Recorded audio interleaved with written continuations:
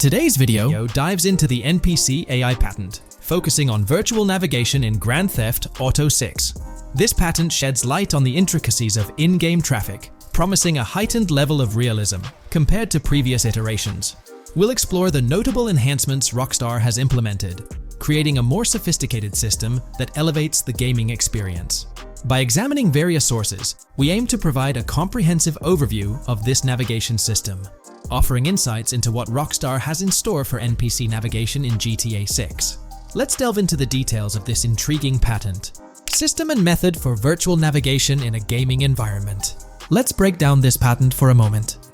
Essentially, it gives us insight into how non-playable characters operate within the game environment. They explain that NPCs' actions are controlled through artificial intelligence, allowing for real-time decision-making based on preset algorithms. In many systems, this is achieved through nodes and links, where each node contains important data that influences NPC movement. For example, in a game involving vehicles, this data could include factors like vehicle speed, lane width, road type, and number of lanes. Now, these nodes are essentially waypoints that NPCs follow to navigate from one point to another. In simpler sections of the road, these nodes might be connected linearly, guiding NPCs straightforwardly. But in more complex areas, like junctions, the nodes become more intricate. Take a basic intersection, for instance. A vehicle approaching it would have several exit options, leading to a branching network of nodes. In older systems, like the one used in GTA 5, NPCs might make decisions at these junctions based on simple rules, sometimes leading to behaviors that seem a bit random. However, this conventional method has its limitations, especially when it comes to handling various factors like weather conditions, changing lanes, parking cars, or anticipating road exits. In these situations, the old system could falter, as NPCs might not adapt well to the dynamic environment. One downside of the node-based system is its limited capacity to replicate real-life factors that humans naturally consider. Another drawback is its constraint in automating NPCs effectively. Due to memory and processing limitations, only a set number of NPC-controlled cars can be spawned in the game. Naturally, players crave a more immersive experience with a greater number of NPC-controlled cars on the road. Moreover, in conventional systems, NPCs often repeat the same actions, and some may even disappear as players get closer to them. Additionally, in GTA 5, the system relies on local traffic avoidance for NPCs to steer clear of collisions. This means that NPCs continuously scan their immediate surroundings each frame for any obstacles like vehicles, pedestrians, or objects. Using a front-facing polygon, they gather data about the road layout and calculate the optimal steering angle to dodge obstacles or stay on the road. It's worth noting that this process occurs independently for each frame, without any reference to previous frames. This results in slower detection, as the system may not recognize a road blockage promptly. Instead, it interprets the obstruction as something to be avoided, without distinguishing it as a complete road blockage. Recognizing these limitations, Rockstar has engineered an NPC system that addresses these shortcomings of conventional systems. This advanced system efficiently manages NPC nodes and node graphs, yielding optimal outcomes while circumventing hardware and software constraints. NPCs in this system demonstrate heightened spatial awareness and adaptability, capable of altering routes based on real-time data from the environment. Moreover, this innovative system synergizes with the tagging mechanism discussed in earlier discussions. Through node analysis, the system identifies tags, such as indicating a road leads to a junction unsuitable for large vehicles. Consequently, large vehicles are deterred from entering. Furthermore, NPCs within this system consider various attributes of vehicle types, models, including speed restrictions, acceleration and braking capabilities, top speeds, cornering abilities, and vehicle size. NPCs will consider a plethora of data from their surroundings, leading to heightened situational awareness. Video games are populated by NPCs who are able to make real-time decisions based on their environment. Games use a specific system for NPCs to traverse the game world. However, this system is very limited, and thus the decisions NPCs can make are very limited as well. NPCs in vehicles only consider their close vicinity, but nothing else. Also, to avoid collisions, NPCs only consider the last generated frame and base their reaction on that. No prior frames are considered. Rockstar has invented a new system which aims to fix these issues and make NPCs more intelligent, and thus make the game world feel more realistic.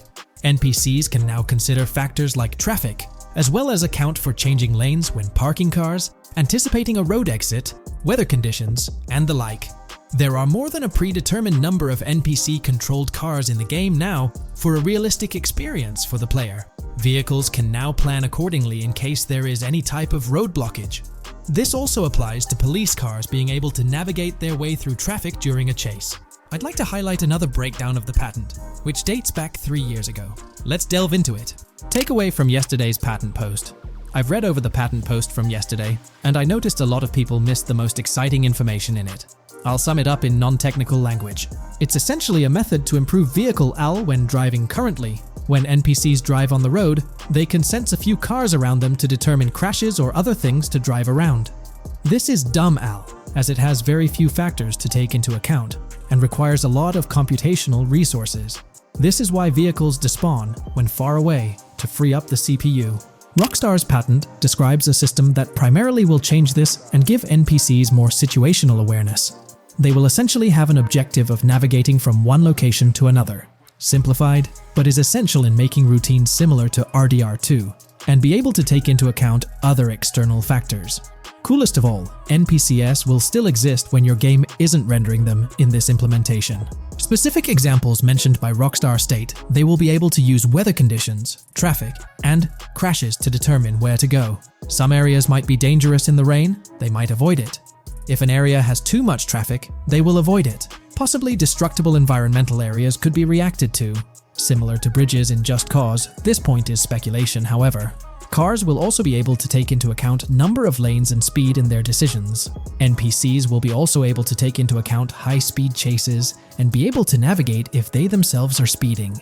There will also be other reactions that are mentioned specifically, such as changing lanes before a highway exit appears, and as Rockstar puts it, driving slower on residential-type roads, or having to perform certain maneuvers to avoid oncoming traffic on single-lane streets. The large part they also mention is this implementation uses a lot less processing power. The NPC schedules can be relayed by a central server. They could possibly use the console itself as well, and it doesn't require the same constant surrounding analysis. As previous Rockstar mentions, this will allow them to have denser traffic with the same resources. A large aim also seems to be realism. Rockstar's patent mentions realistic reactions to various factors as being the main intent. For example, NPCs will each have different driving ability levels based on the driver and the car. Essentially, each driver will have its own profile and have unique driving characteristics as well as skill level. Some might speed, others might not. Each vehicle will also affect the driving of these drivers. We're eagerly anticipating the debut of this new system in action in GTA 6. Share your thoughts in the comments section below. Is there a chance we'll see a remaster, or even just a port of GTA 4 hit the shelves this year? It's quite likely, though I'm leaning towards it being more of a port, but let's dive into the details. Back in July 2022, Tesfuns2 made it known on Twitter that as per a reliable source with clear accuracy on Rockstar plans, remasters of GTA 4 and RDR1 were on the table a few years ago, but Rockstar chose not to proceed with the project in mind. The poor reception of the Trilogy Definitive Edition might be a reason behind that decision. After that post surfaced, the topic went quiet for quite a few months, over a year in fact. Then, out of the blue last year, Rockstar Games dropped the bombshell and revealed a fresh project in the Red Dead Redemption universe. Although there hasn't been an official announcement regarding the GTA 4 remaster, there are indications pointing towards the existence of such a project, with a potential release date as early as March 2024. Take-Two, the parent company of Rockstar Games, had previously hinted at having 2 re-releases in the pipeline, set to launch by that specific month. The original Red Dead Redemption was among the 2 games mentioned, leaving room for speculation that the other could potentially be GTA 4, while it's also plausible that this could be an entirely different project unrelated to the Grand Theft Auto franchise. It's worth considering. This isn't the first time there have been murmurs about a GTA 4 re-release or remaster. Returning to the Red Dead Redemption 1 port, unfortunately, it wasn't the news fans were hoping for. Instead of a full remake or remaster, the developer revealed a port with no new content.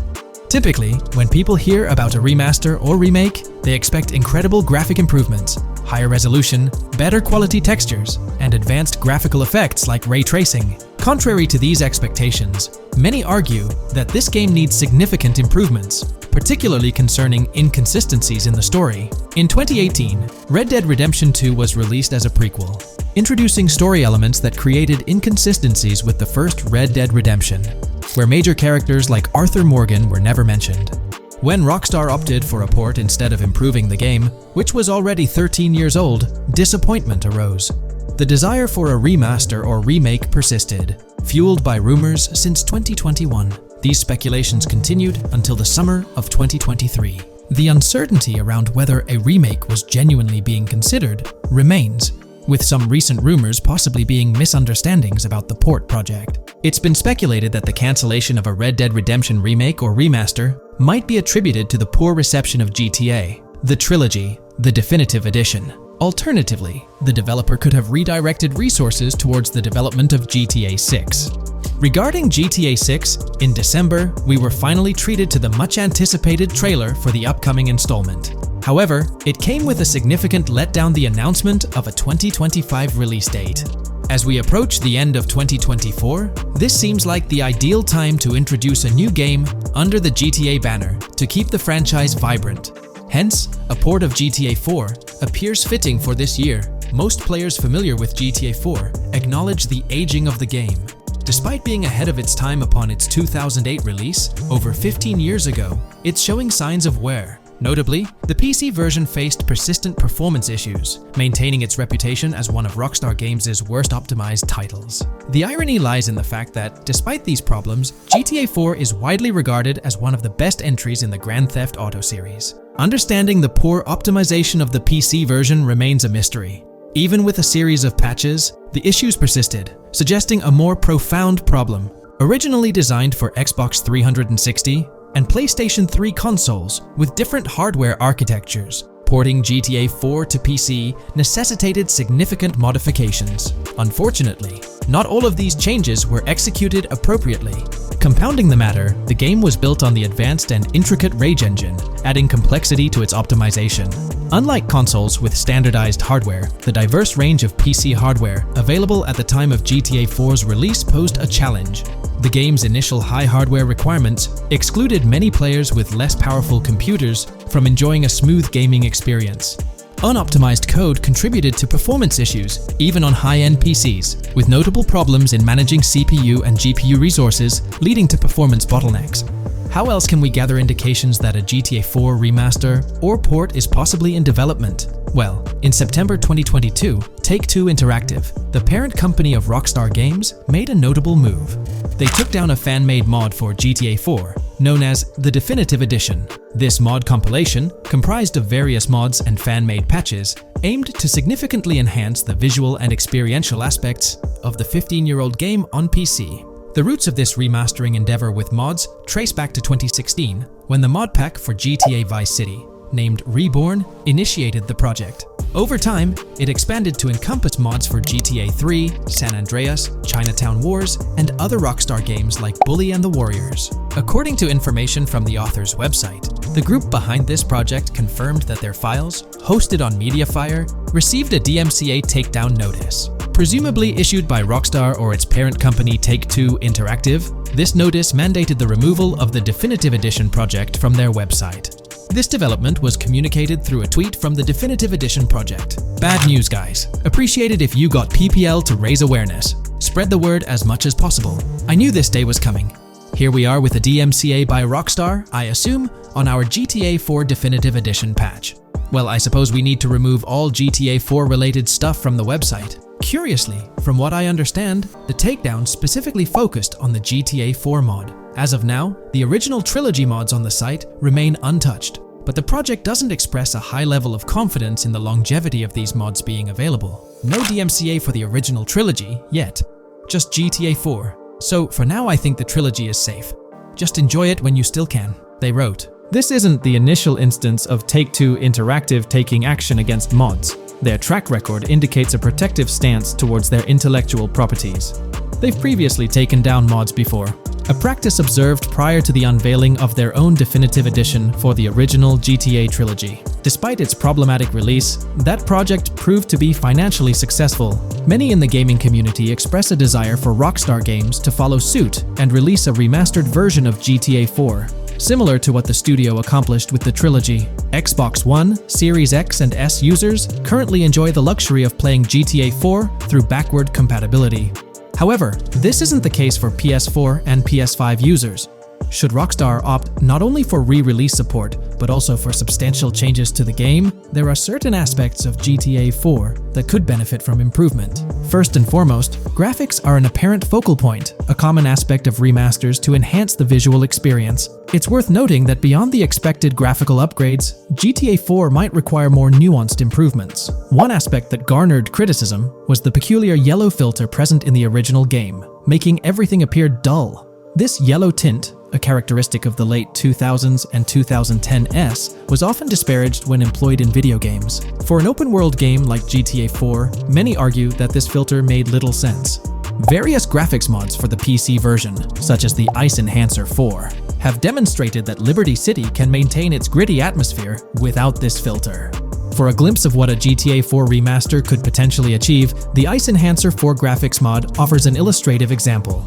Developed over several years by the skilled modder Haysam Kilani, this fan-made graphics overhaul aimed to elevate the game's visual experience well beyond its original state. On the flip side, individuals who have a fondness for the original yellow filter in the game may not find favor with this mod. If Rockstar opts to stay faithful to the original and preserve the color scheme, it would still be beneficial to update the environmental textures. Over time, these textures have aged considerably, featuring a noticeably low resolution that now appears outdated. Moving on, one of the most memorable aspects of GTA 4 is the recurring scenario where Roman calls Nico to go bowling.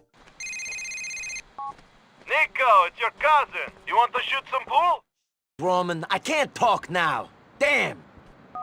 This feature, while often considered a source of humor, can be somewhat bothersome. Nico's friends frequently reaching out for social activities can prove distracting, especially during critical missions or while immersed in the exploration of the open world. Rejecting these calls actually decreases your relationship with that friend, impacting specific benefits they offer.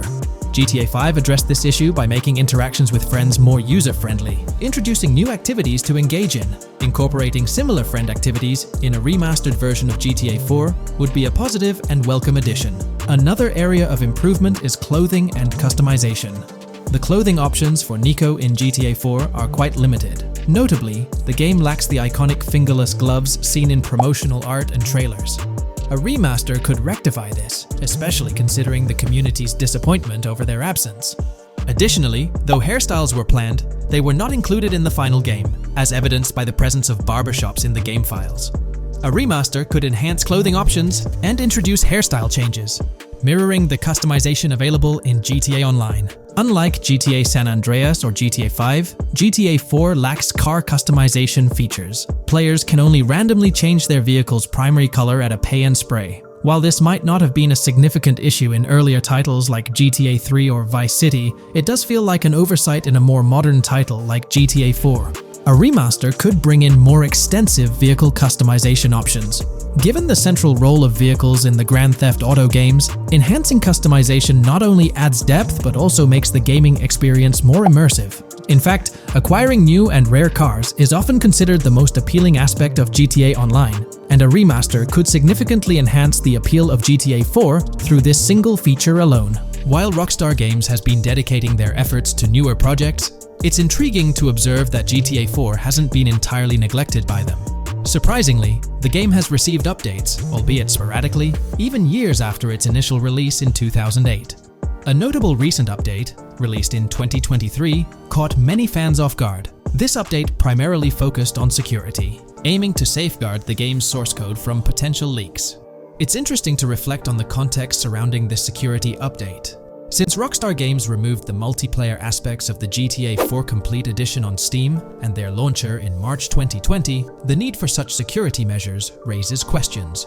Without active official multiplayer components, this move appears to be a proactive response to a prior security breach. In that incident, a hacker infiltrated Rockstar's security system, leaking pre-alpha version footage of the highly anticipated GTA 6. While Rockstar's immediate focus is on bringing GTA 6 to fruition, the possibility of a GTA 4 remaster isn't entirely dismissed. There's a genuine belief that something related to GTA 4 is in the works this year. If not, the prospect remains open for the future, potentially after the release of GTA 6. The year 2028 marks the 20th anniversary of GTA 4, presenting a considerable timeframe. Although it involves patience, the wait could be worthwhile if Rockstar decides to give GTA 4 the remaster treatment it deserves. It's crucial to acknowledge the dynamic nature of the gaming industry, with Rockstar consistently pushing boundaries with each release. By the time a potential GTA 4 remaster materializes, we might witness a game that not only enhances the original but also leverages the latest advancements in gaming technology. Today's video will delve into the upcoming changes to the AI systems in Grand Theft Auto 6 by Rockstar. We'll explore a patent that introduces a groundbreaking system unprecedented in gaming, promising a revolutionary shift in how AI operates within games. Additionally, we'll delve into other intricacies concerning AI and non-playable characters in GTA 6, including insights from a job listing at Rockstar's new LA studio, shedding light on NPC dialogue. We'll also examine NPC behaviors in response to their environment and their integration with social media, enhancing immersion and complexity in player interactions. Let's kick off with Rockstar's innovative AI system set to debut in Grand Theft Auto 6. Described by Rockstar as the most significant and immersive evolution of the series, the emphasis on immersion is evident in their patent filings. We'll focus on one particularly intriguing patent, unveiling a new system poised to revolutionize AI in gaming. Considering Rockstar's commitment to delivering the most immersive experience yet, it's evident that NPCs and AI will play pivotal roles. This patent specifically pertains to animations in GTA 6, aptly named System and Method for Virtual Character Locomotion. Back in 2020, Rockstar Games unveiled an innovative system that will debut in GTA 6. Now, the details might sound a bit complex, but essentially, this patent outlines a fresh approach to animating characters and imbuing them with dynamic intelligence. These characters will now possess a kind of virtual brain, allowing them to react to their environment, other NPCs, weather, and even their mood, influencing their animations on the fly. Before this advancement, each character's animation had to be painstakingly recorded in a studio equipped with motion capture technology. This process involved attaching markers to actors' suits and compiling animations into what's called an animation tree. This method was resource-intensive, limiting the variety of animations Rockstar could include in their games. For instance, in GTA 5 and Red Dead Redemption 2, each NPC had its own animation tree, containing all their actions. Animation trees essentially stack animations, blending them together seamlessly and transitioning between them based on player input and in-game conditions. Additionally, motion matching, a feature seen in GTA 5 and RDR2, automatically selects animations based on player actions and the surrounding environment. This results in fluid and lifelike character movements, such as running while shooting, creating a more immersive experience for players. With GTA 6, Rockstar introduces an innovative system designed to optimize resources and streamline animation data. This approach allows for more content within the game while offering a broader array of animations. It shares similarities with motion matching but diverges in its utilization of a new framework. Rather than relying on conventional animation trees, character animations will be predominantly data-driven, adapting dynamically to environmental cues. These animations will be categorized into distinct motion types, representing unique character styles. Each character will possess a designated motion type, enhancing the depth and realism of their movements. As an illustration, let's consider various states such as tired, injured, and normal, each corresponding to a set of animations. Additionally, every character will possess their own blackboard, a virtual representation of their current state and surroundings. This blackboard stores crucial data including the character's condition, location, weather, temperature, and more. Utilizing this information, the game's code dynamically selects appropriate animations or styles for the character, enhancing their responsiveness to the virtual world. For instance, in the Ocean Drive scene from the trailer, we observe a character seated on the sidewalk. As a group of NPCs pass by, he attentively observes them, reacting accordingly to their presence. With this system, the gameplay experience is poised to become even more immersive. It will prioritize environmental data, including the presence of other NPCs and vehicles, alongside factors influencing the character's mood. Consequently, NPCs will exhibit previously unseen levels of reactivity, shifting focus to a noteworthy job listing from Rockstar's recruitment opportunities. Last year, Rockstar opened a new studio in Los Angeles. From what we know, it's purely a new motion capture studio, so they have another one besides the one in New York, mainly to record NPC dialogue probably. This discovery confirms that. I checked Rockstar's careers page just now, and there's a job offer at Rockstar LA for Associate Writer Pedestrian and Ambient Dialogue. This could indicate that they are still writing and recording GTA 6 NPC dialogue right now. This suggests that the development team is currently engaged in scripting and recording NPC dialogue for GTA 6. You can find the specific responsibilities outlined in the job description provided. It says, write funny, character-driven, and unique dialogue for our ambient population. Work with key stakeholders to understand and support the technical requirements for player-led, dialogue-based interactions with our ambient population. Provide exciting dialogue that works within the strict constraints of a complex game system. Undertake self-motivated research and leverage that research to enrich your writing. Understand and match the tone of our games. This underscores the commitment of Rockstar to ensuring that GTA 6 remains true to its franchise roots. Aligning NPC dialogue with the established GTA universe bodes well for the game's authenticity. Shifting gears to another aspect related to NPCs, let's delve into how they'll integrate with social media. Not only will NPCs exhibit more lifelike behaviors and interactions with their surroundings, but they'll also engage with social media platforms, a novel addition to Grand Theft Auto 6. Here's a rundown of the phones observed. NPCs will be equipped with various phone models, as evident from both images and the trailer. Notably, NPCs will actively engage with their phones, which boast fully functional cameras and displays, an improvement over GTA V. For instance, in a scene from the trailer set on Ocean Drive, an NPC can be observed capturing photos or videos with their phone. The displayed imagery accurately reflects the NPC's point of view, suggesting the possibility for NPCs to record and share in-game content on the virtual social media platforms.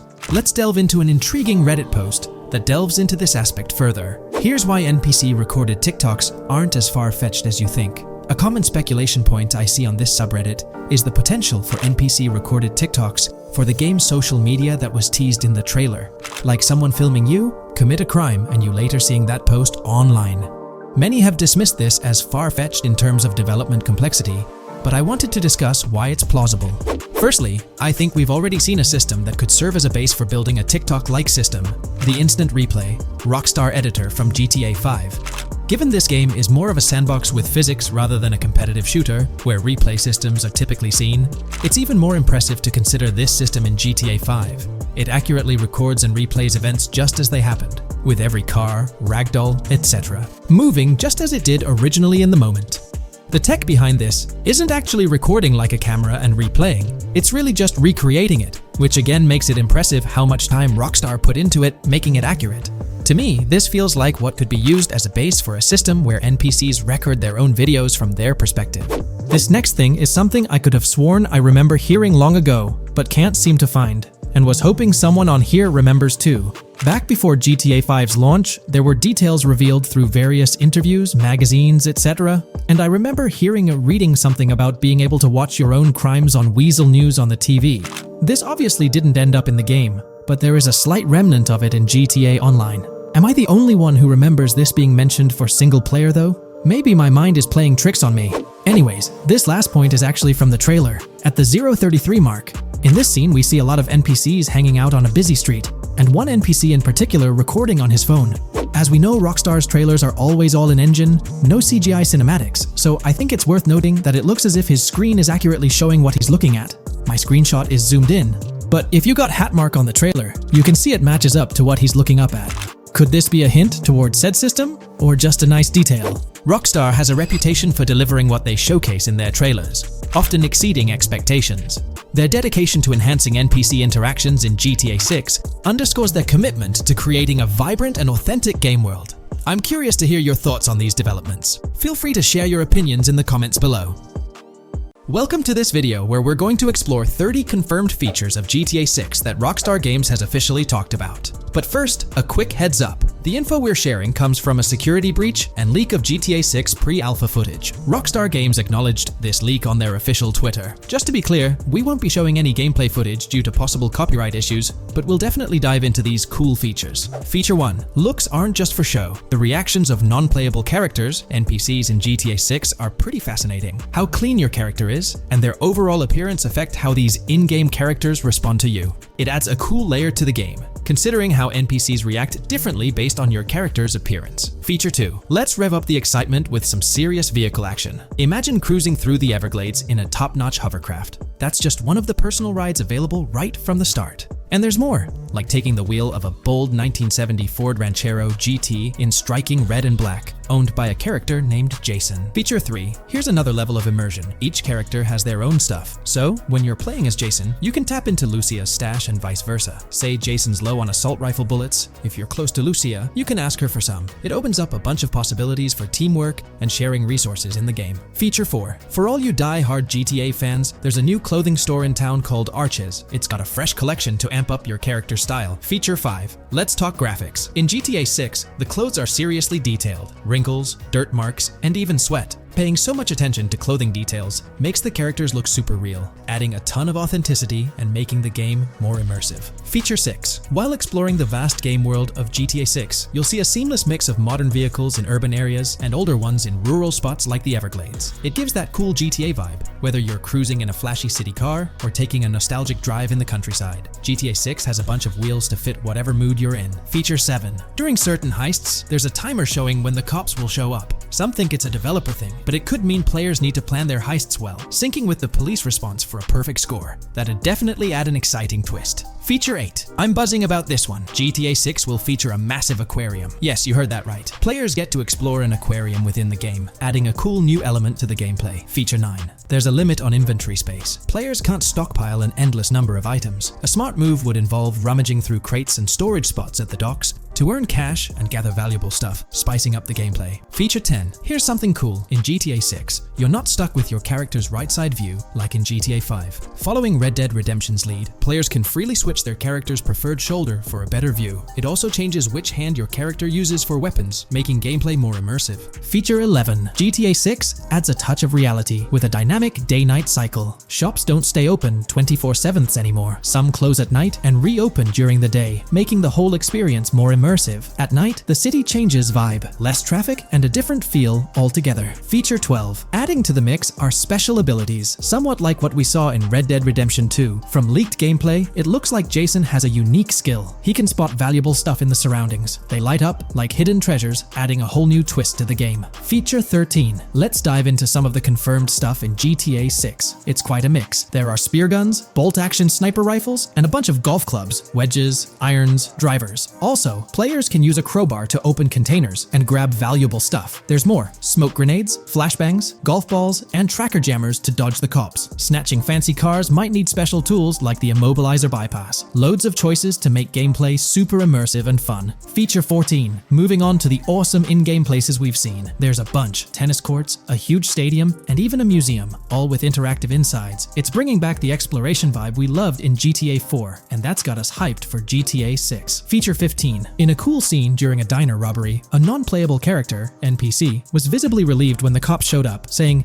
"Finally, thank heavens." This shows how smart the AI is in GTA 6, and it's a sign of Rockstar's attention to detail. Feature 16. Get ready for a huge and diverse map to roam around. GTA 6 covers the whole shebang of Vice City and its surroundings, offering tons to explore. You've got the bustling city, scenic beachfronts, Everglades-like grass rivers, the charm of Florida Keys, and the quaint Port Gellhorn. Port Gellhorn even gets its own police department, showing different areas with their own rules, kind of like what we saw in Red Dead Redemption 2. So, where's your first stop in GTA 6? Drop your thoughts in the comments. Feature 17. Time for a tour of interiors in GTA 6. There's a bunch of places waiting to be discovered. One cool spot making a comeback is Escobar International Airport, giving us those Vice City vibes. Exploring the airport could unlock a load of side missions, opening up endless possibilities for adventures. Feature 18. Tourism's a big deal in GTA 6, making the game world feel alive. You'll stumble upon a clever take on a famous theme park, kinda like Disney World. It's a thrilling spot to dive into, and get this, there's even the International Space Station. Rockstar's really going all out to make GTA 6 an awesome experience. Feature 19. The characters you'll meet in GTA 6 have had some major upgrades. They come in all shapes and sizes, some towering and impressive, others more on the average or smaller side. This variety really brings the in-game city to life, making it feel more realistic. Rockstar's definitely set a high standard in gaming with this, and I can't wait to dive into this amazing world they've created. Feature 20 new gameplay features are here, and one that stands out is using assault rifles while inside a vehicle. It's going to shake up how players handle combat. Feature 21 money in GTA 6 works differently. You don't just magically get more cash in your bank account after robbing a store. Instead, you physically grab the cash from the store counter using a button. It makes the whole experience more real and interactive. Feature 22. Now this is wild. The vehicle customization options in GTA 6 are something else. When you get into a vehicle, hit the left D-pad for the vehicle options menu. You can tweak the seat, fix the steering wheel, and even jazz up the interior. There's talk that this might be limited to developers, but I'm hoping it's for everyone in the final game. Feature 23. There's a ton more to do in GTA 6. The game amps up interaction by letting you handle money, USB drives, weapons, food, and different clothes, giving you more control over the world. Feature 24. Hats off to hat customization. In GTA 6, you can style your hat in different ways, showing off your fashion taste. It might seem small, but it makes your character really stand out. Feature 25. Here's a neat twist. When you're on the run and hijack a ride, your criminal description changes a bit, leaving out specific car details. This tricks witnesses and stops them from telling the cops about your getaway car. Smart move to stay hidden and adds a tactical side to the game. Feature 26. The big news? GTA 6 is officially scheduled to hit stores. Feature 27. Something fun and quirky. You can actually interact with gumball machines in the game and snag some gumballs. It's a small thing, but it adds a nice touch of reality to the game. Feature 28. Talking about the cops and what's happening in the game world. During gameplay, I saw the police doing traffic stops, DUI tests, and even searching vehicles. Also, the in-game map shows random NPC AI car accidents, and the cops rush in to handle these, making the virtual world feel genuinely chaotic. Feature 29. Time to talk weapons. GTA 6 brings a massive range of guns, from pistols to heavy artillery. With so many options, the action stays intense, making sure you're armed for any situation. Feature 30. GTA 6 is bringing in an inventory system, like what we saw in Red Dead Redemption 2. Looks like Lucia's got a sports bag hinting at that. Bonus features. Feature 31. Let's take a darker turn, handling bodies in the game. It adds a creepy level of realism players can deal with and move bodies, adding a whole different vibe to GTA 6. It'll be interesting to see how this affects the gameplay. Feature 32. NPCs in GTA 6 are shaping up to be super interesting. Rockstar's bringing in the immersive vibes we loved in Red Dead Redemption 2, and the potential here is huge. The improvements they've made could take the game to a whole new level. I'm super hyped to see what Rockstar's got up their sleeve. Feature 33. GTA 6 starts off with a bang, small-time heists, and the chance to rob small businesses, giving you a thrilling start. Feature 34. You'll get your hands on a bunch of tools to up your crime game in GTA 6. Lockpicks, hacking gadgets, and more are there to help you handle whatever challenges come your way. Having the right tools in your pocket makes the gameplay more lively and exciting.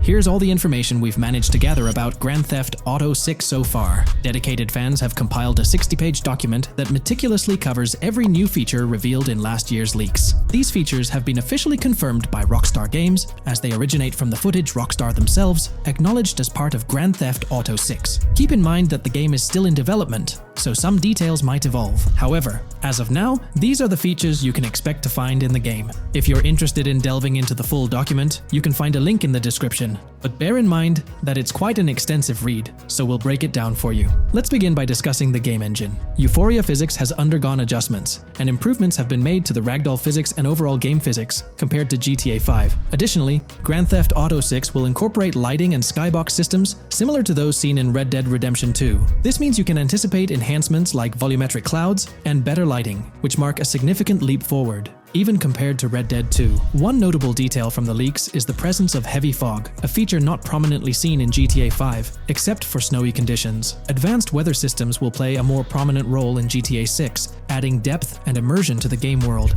As for characters, we already have insights into several individuals set to appear in the game. While Jason and Lucia are the main protagonists, the leaks have revealed the existence of other characters. These include Dre, not to be confused with Dr. Dre, Sam, a friend of Dre, Kai Wyman, Zach R.B. Shaw, and several others like Vicky, Iris, Shanice, and YJ. It's quite astonishing that we even have details about their heights. Lucia stands at 5 feet 3 inches, while Jason measures 6 feet 1 inch tall. By the way, I'm holding a monthly giveaway for a PlayStation 5. You just need to subscribe and you're entered. Now, back to the video. We've also got details on 3 different gangs set to make an appearance in Vice City: Sand for Sand, a Haitian gang, the Guardia Brothers, and the Far-Right Militia. Moving on to tools and items, the list is quite extensive. You can expect to find an autodialer, binoculars, immobilizer bypass, a color tool, painkillers, a pool cue, trauma kits, a golf driver, various food and drink items, a golf putter, a USB drive, a golf iron,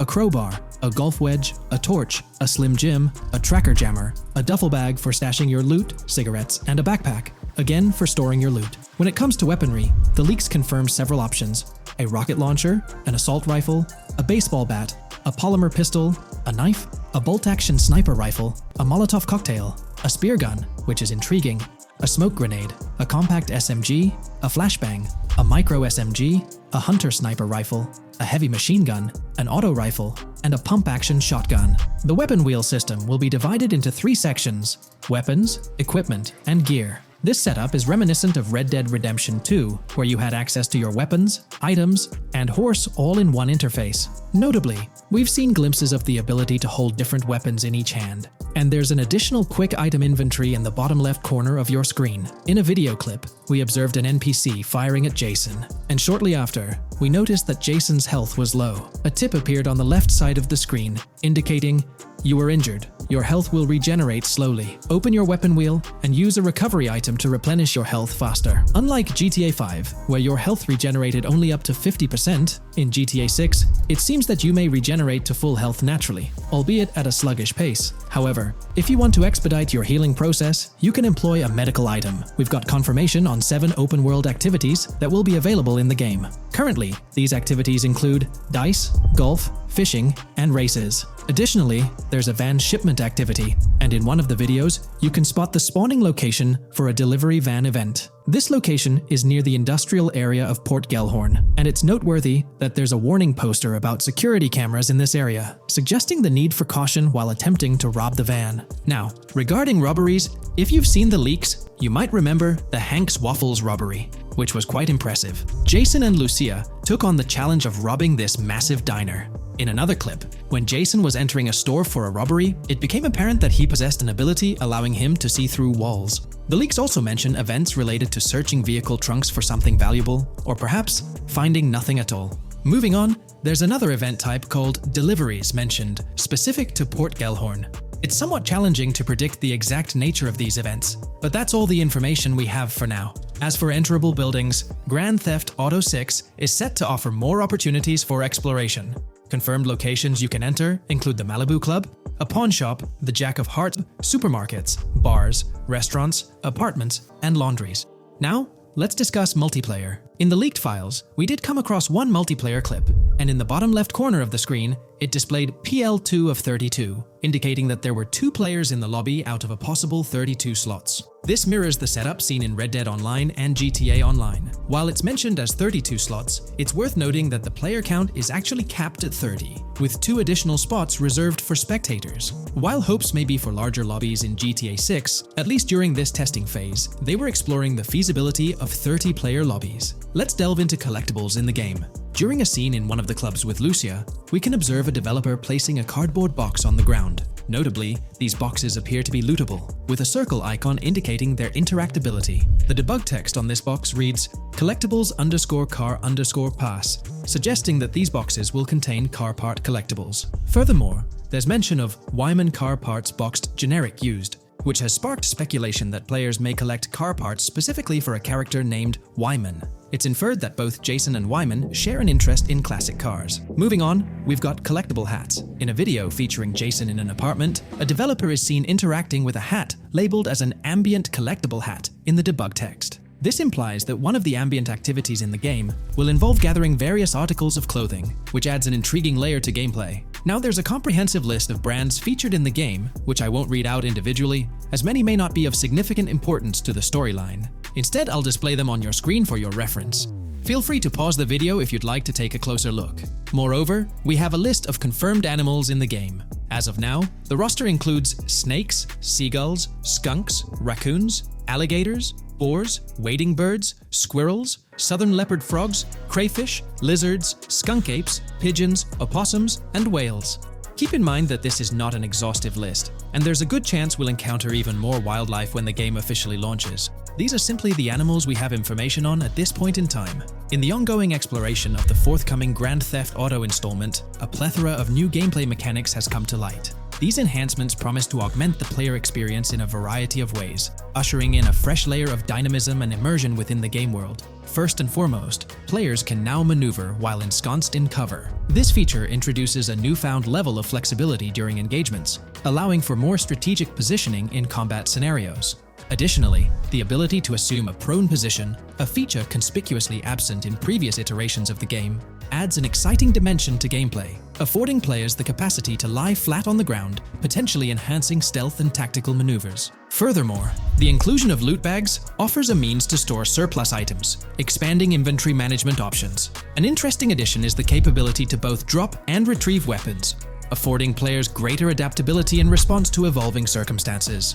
During intense firefights, a novel under-fire animation engages, wherein the player character instinctively shields their face from incoming projectiles, providing a more immersive combat experience. In the aftermath of enduring a severe blow, players are granted the opportunity to enact self-revival, potentially turning the tide of adversity. In aiming down sights, the option to seamlessly switch shoulders grants players a tactical advantage, facilitating improved positioning and target acquisition.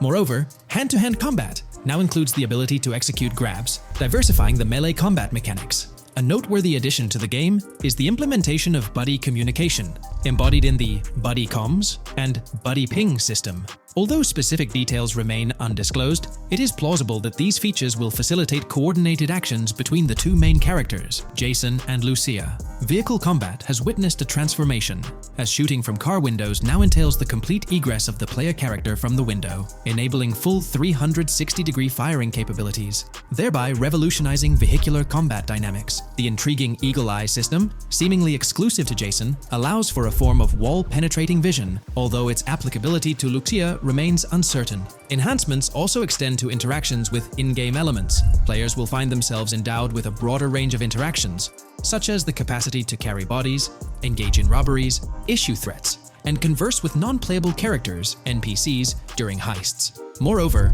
the ability to collect additional items, including beer bottles and cans, enriches the gameplay experience. Shifting the focus to new gameplay systems, one particularly exciting addition is the concept of money laundering.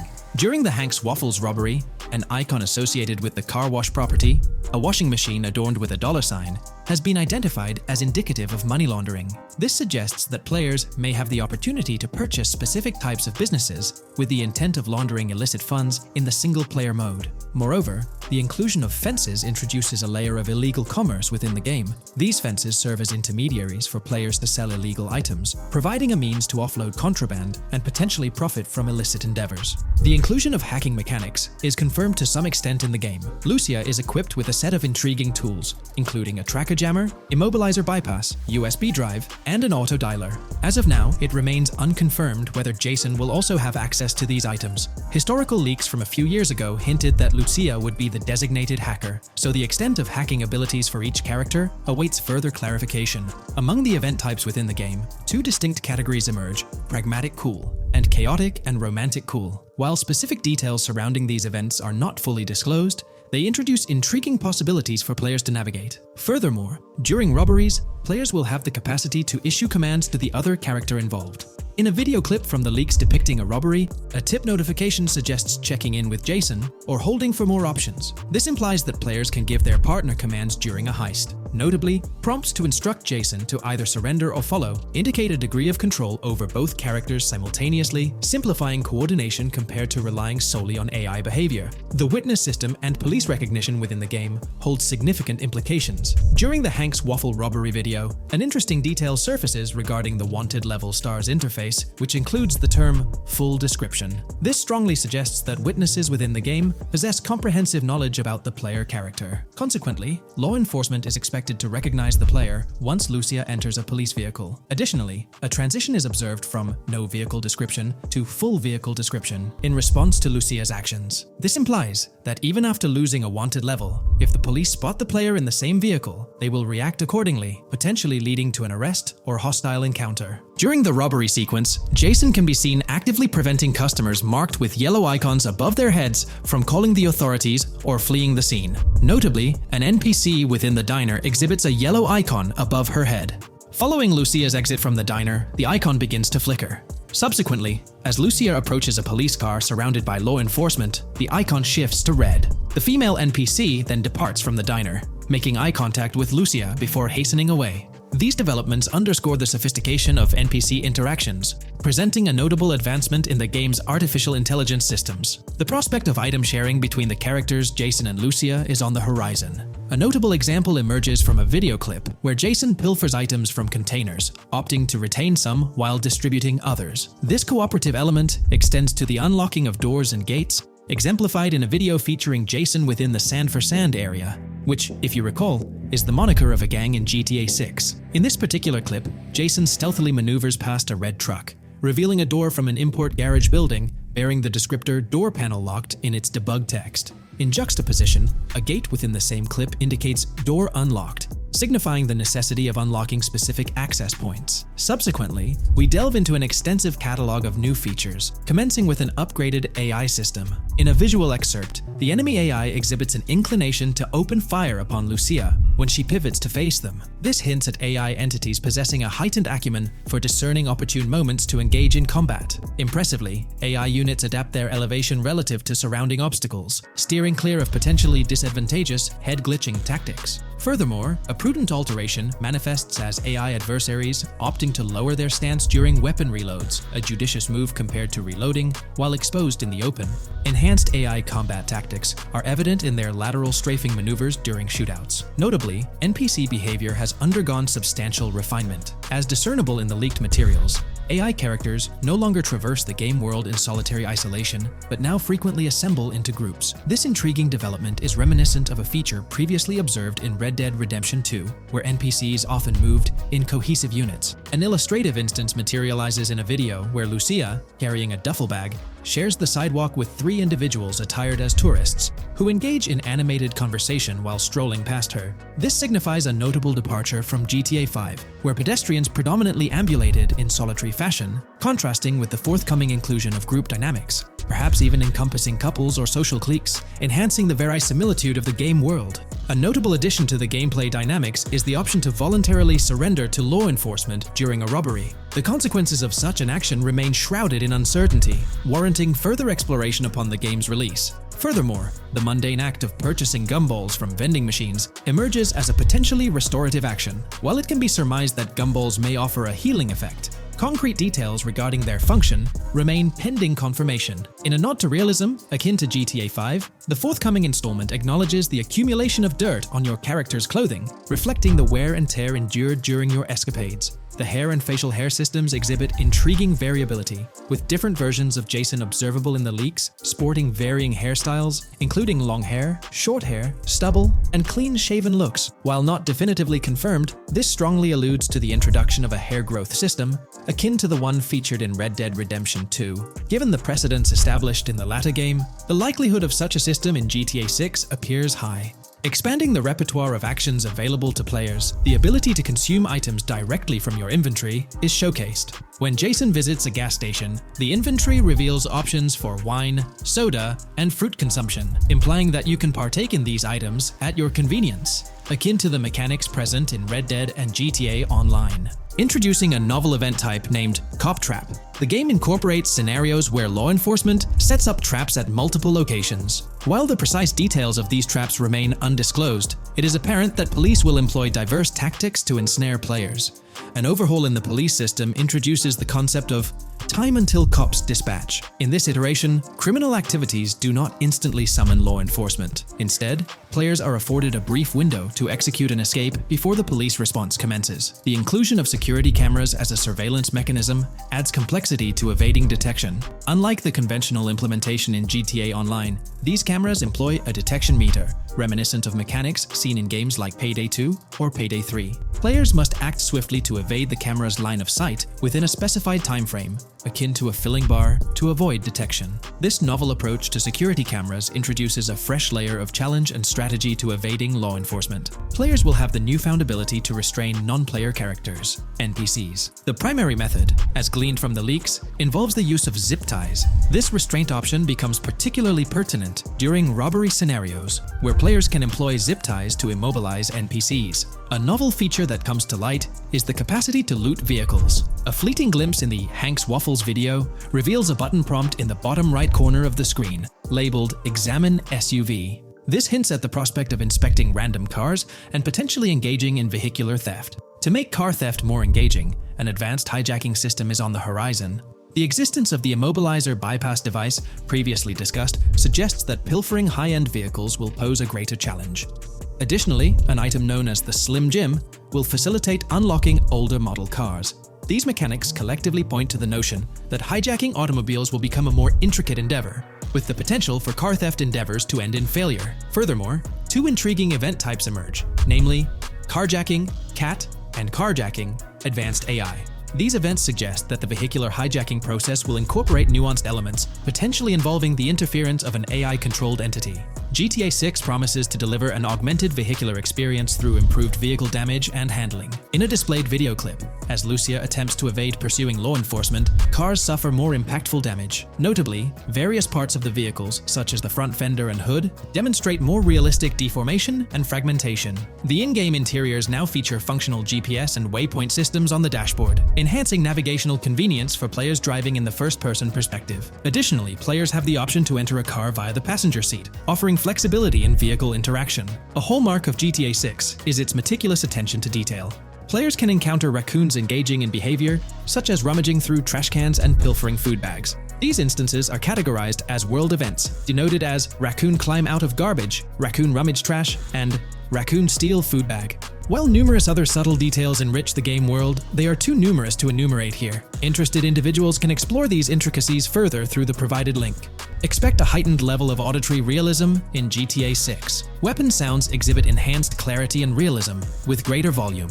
The sounds of bodies impacting the ground will resonate with a more substantial thud, evoking a heightened sense of impact. Police sirens will reverberate off buildings and environmental elements with heightened realism, while items will produce varying auditory responses contingent on the surrounding context. In essence, sound design in GTA 6 aims to authentically replicate real-life auditory experiences. Fascinating developments. Several months ago, a colossal trove of leaked data unveiled a wealth of intriguing random events, world encounters, that promise to enrich the GTA 6 experience. While I won't delve into all of them, the list is nothing short of captivating. Events range from mundane occurrences like parking disputes to more enthralling incidents such as donut burnouts, protests, and even someone suffering a concussion. The prospect of navigating the lifelike world of Vice City, teeming with such diverse activities, is undeniably exhilarating. I strongly recommend pausing the video to peruse this remarkable compilation. Additionally, we have been privy to an extensive catalog of vehicles slated to appear in GTA 6. These vehicles, gleaned from both in-game leaks and files, I encourage you to peruse this comprehensive list at your leisure. It resides on page 30 of the document. Furthermore, the leaks have divulged a plethora of confirmed locations within Vice City and its environs. Naturally, Vice City itself takes center stage, while several districts and neighborhoods will pepper its landscape. Notable locations include Edgewater, North Bay City, Rock Ridge, Little Haiti, Vice Beach, South Beach, Washington Beach, and Key Biscayne. Port Gellhorn, intriguingly, appears as a separate city akin to Sandy Shores or Palito Bay from previous iterations. The list extends to encompass Yorktown, Ambrosia, Sundown, the Keys, La Pearl, Red Hill, Lake Leonida, Hamlet, Stockyard, Homestead, Grass Rivers, Ekin, Fanaka, Underwater, and Relief. Each of these major locations contains a multitude of sub-locations, a testament to the meticulous world-building evident in the game. As if this weren't enough, the dedicated community has endeavored to construct a speculative map of GTA 6 based on coordinates extracted from the leaks. While the precise layout of the map's northern region remains uncertain, the map preview encapsulates the sprawling Vice City to the south and Port Gellhorn on the left. This visual representation of the game world is undeniably impressive and stokes the anticipation for the immersive adventures that await. In today's video, we're delving into the character creation aspect of Grand Theft Auto 6 and exploring how in-game NPCs will be generated. We'll take a look at a recent patent filed by T2 Interactive, the parent company of Rockstar Games, which sheds light on the character creation process within the world of GTA 6. The patent reveals details about a new system developed by Rockstar Games, designed to streamline character creation and leverage the capabilities of current generation consoles more effectively. As game worlds grow in size and complexity, filling them with diverse and compelling characters and environments becomes increasingly challenging. Artists are tasked with creating every individual in-game object, from characters to buildings and interiors. As these worlds expand, the computational and design efforts required also increase. However, Rockstar Games has once again demonstrated innovation by developing a system that optimizes the rendering of 3D objects, ensuring efficiency without compromising on detail. This system addresses the challenges posed by the ever-expanding scope of game worlds.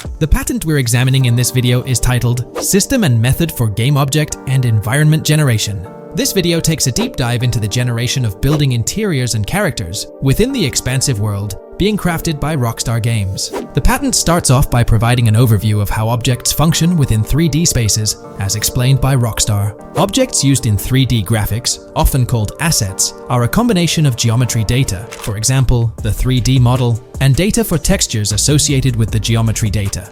An asset may be formed of one object, or it may be a composite object made from a combination of objects. The objects that form a composite object may in different contexts be used as independent assets unrelated to the composite object, or they may always be used as a subset of a larger object. They've provided an intro to how 3D objects function in games, aiming to help us grasp the workings of their latest invention.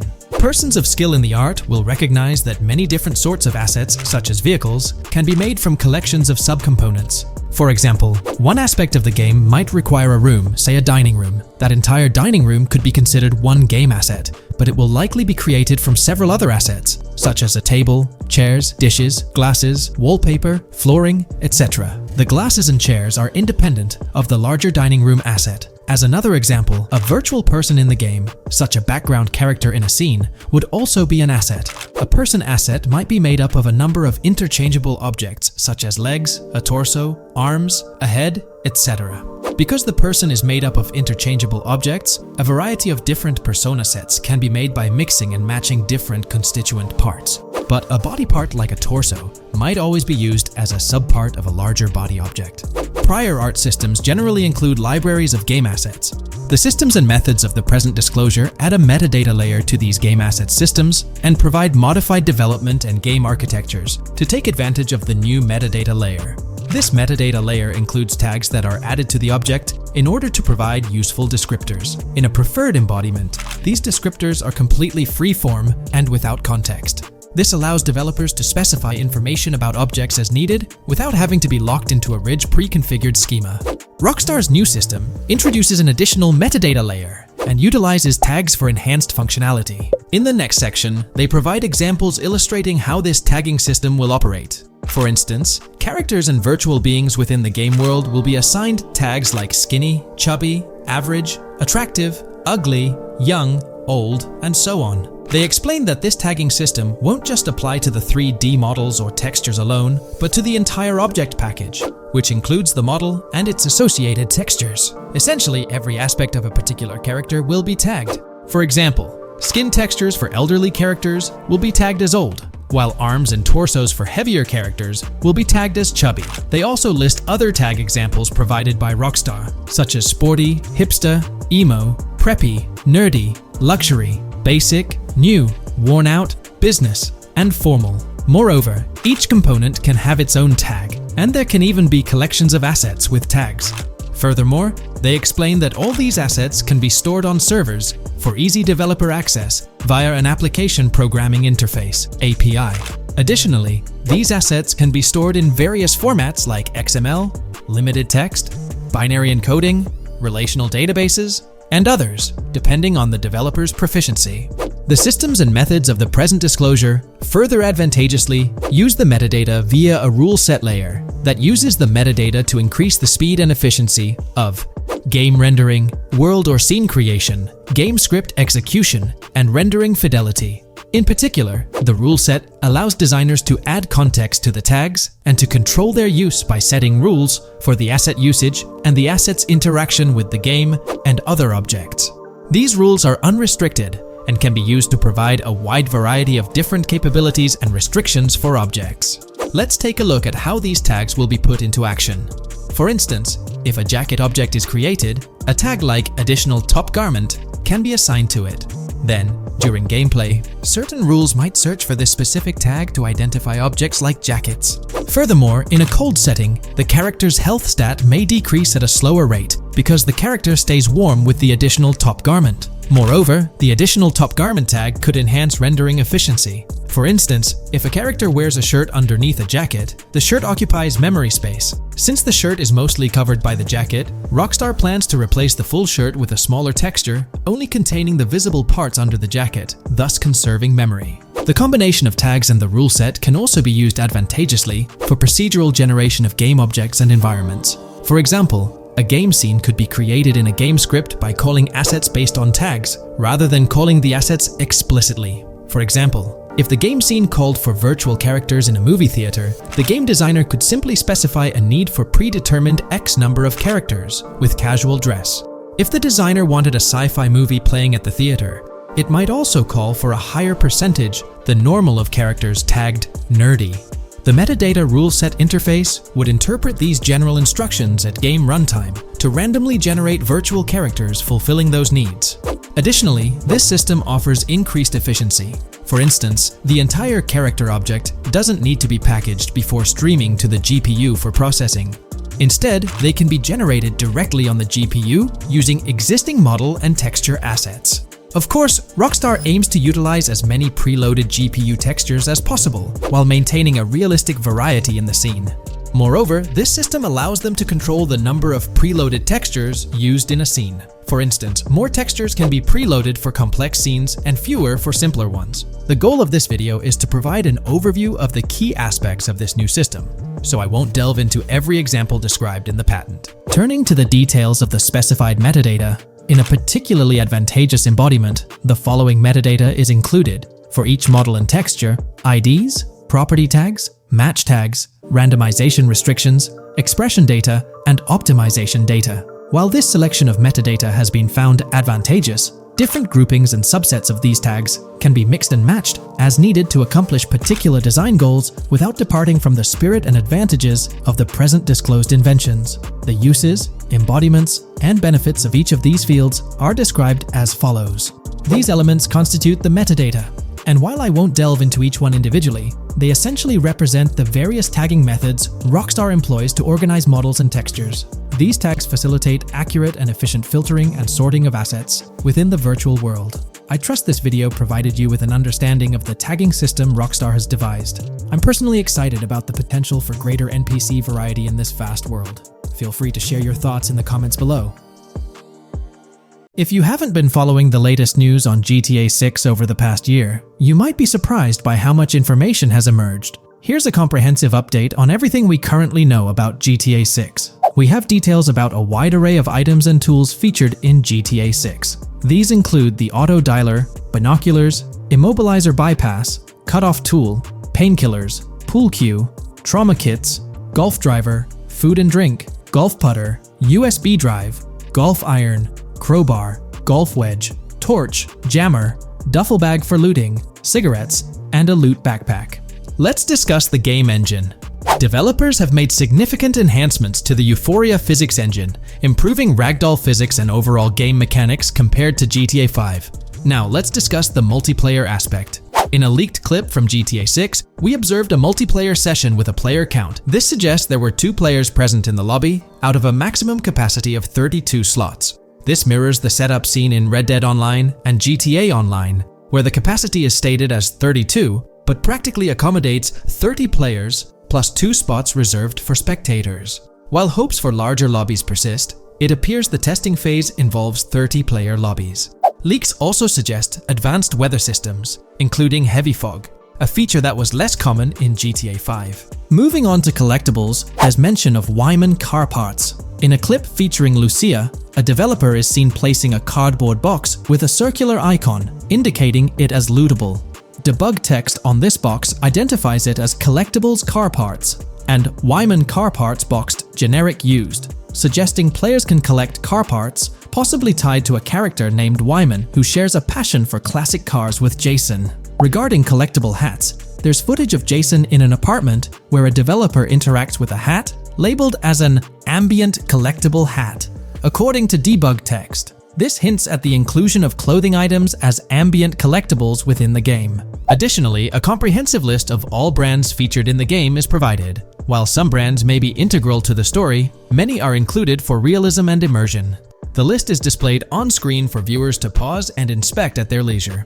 Similar to Red Dead Redemption 2, the weapon wheel in GTA 6 will be divided into 3 sections: weapons, equipment, and gear. Notably, players can dual-wield different weapons and access a quick item inventory displayed in the bottom left corner of the screen. While leaked recreations of the weapon wheels provide a glimpse, it's expected that the final version may evolve during the game's development. In a video snippet, an NPC is observed shooting at Jason, triggering a health tip to appear on the left side of the screen when Jason's health decreases. Additionally, The game will feature lighting and skybox systems, similar to those in Red Dead Redemption 2, promising improvements such as volumetric clouds and better lighting effects. Speaking of criminal activities, noteworthy events include the Hank's Waffles heist, where Jason and Lucia pull off a daring robbery. Other clips suggest Jason possesses an ability to perceive through walls. Additionally, there are events focused on searching vehicle trunks, which may yield valuable items or nothing at all. Lastly, delivery and pickup warehouse events are mentioned for Port Gellhorn, though specific details are still unclear. When it comes to accessible buildings, GTA 6 offers a wide range, including the Malibu Club, a pawn shop, Jack of Hearts Club, supermarkets, bars, restaurants, apartments, and laundromats, all enriching the immersive experience. Players will also have the ability to command the other character during a robbery. In leaked footage, a prompt advises players to either check in with Jason or hold for more options, indicating the potential to issue commands to your partner during a heist. This feature aims to streamline gameplay, enabling effective control of both characters simultaneously. Unlocking doors and gates is also demonstrated, as shown in a video featuring Jason in the San For San area. Debug text indicates locked door panels, suggesting the necessity to unlock specific entry points. In addition, a new police system called Time Until Cops Dispatch has been implemented. Now, when you commit a crime, the police won't immediately arrive. Instead, you'll have a brief window to evade capture before law enforcement begins to converge on your location. Security cameras play a role in surveillance, but their function differs from GTA Online. Instead of instant detection, there's a detection meter similar to games like Payday 2 or 3. As the meter fills up, you must break line of sight within a certain time frame to avoid detection. Players also have the ability to restrain NPCs using zip ties, as seen in leaked footage. This feature enhances the realism of robberies, offering greater control over the situation. Additionally, players can loot vehicles, as briefly shown in the Hank's Waffles video.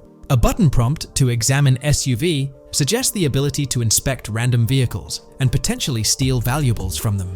A while back, a significant leak revealed a plethora of potential world encounters, random events that occur as you navigate the game world. I've displayed these on your screen, and while I won't go through each one, you'll notice they're quite fascinating. From parking disputes to donut burnouts, protests, and even someone getting a concussion, these events add depth and realism to the world of Vice City. It's exciting to imagine strolling through such a dynamic environment where something is always happening. Take a moment to review them if you like. They're quite impressive.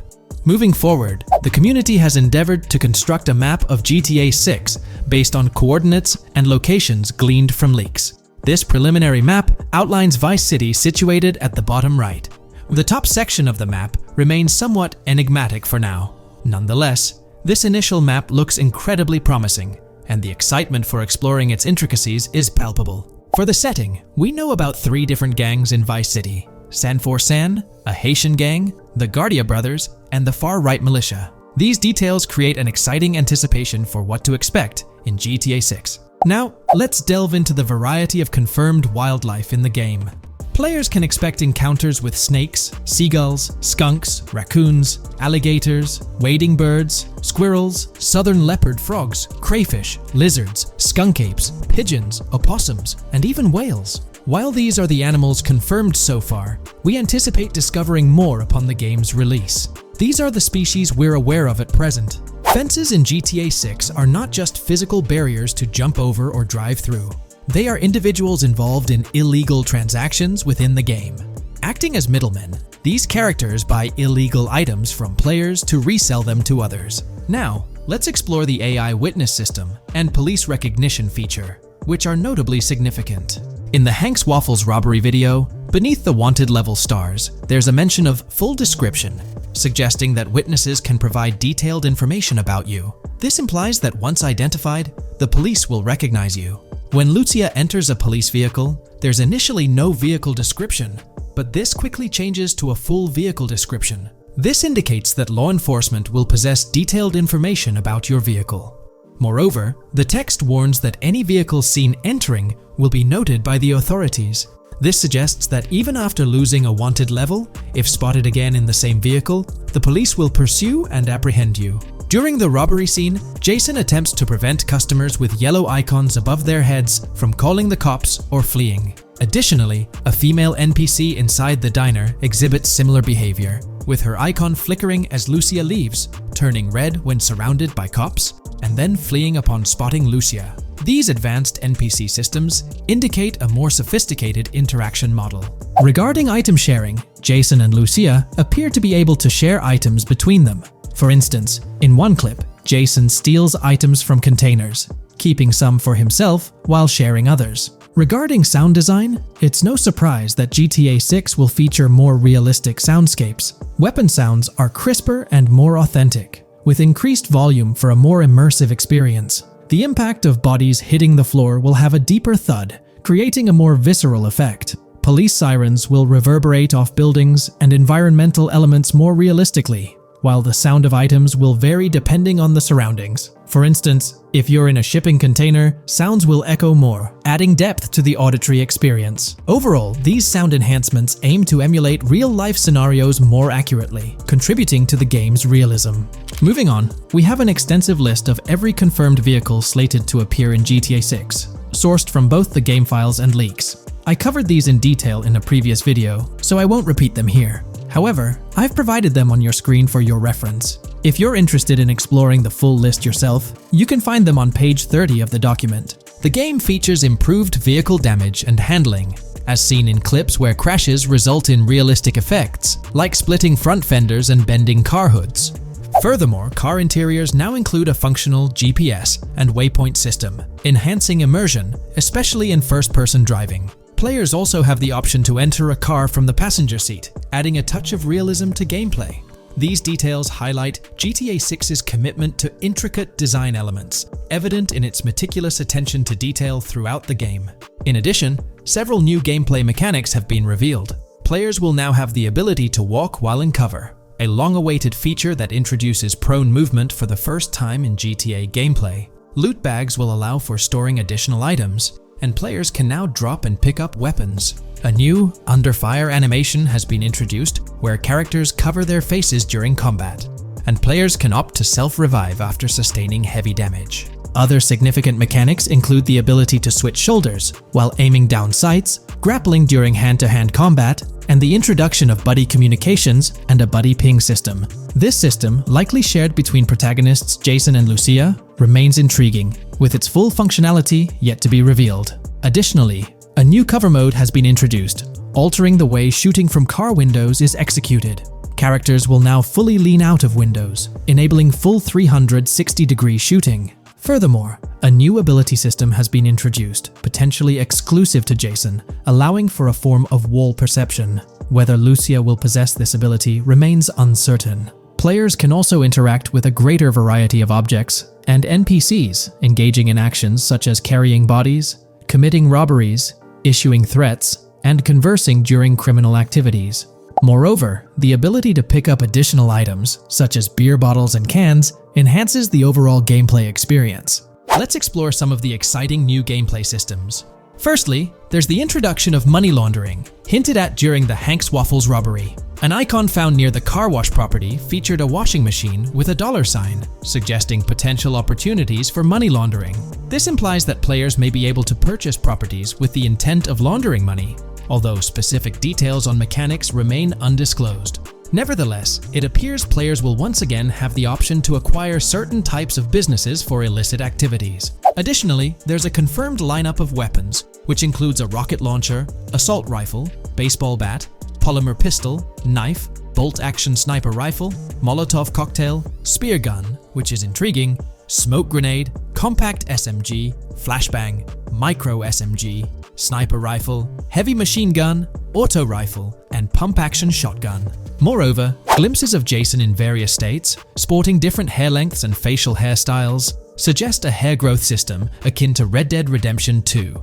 This feature seems highly likely given the game's lineage. In terms of sustenance, players can consume items directly from their inventory. In a scene at a gas station, Jason adds wine, soda, and fruit to his inventory, highlighting the ability to eat and drink on the go, akin to mechanics seen in Red Dead and GTA Online. In GTA 6, you can expect to encounter raccoons rummaging through trash cans and stealing food bags. This is evidenced in the game files, which document 3 world events. raccoon climbing out of garbage, raccoon rummaging through trash, and raccoon stealing food. While there are numerous intricate details to explore, we've uncovered a multitude of confirmed locations spread across Vice City and its surrounding areas. Naturally, Vice City serves as the central hub, encompassing neighborhoods such as Edgewater, North Vice City, Rock Ridge, Little Haiti, Vice Beach, South Beach, Washington Beach, and Key Biscayne.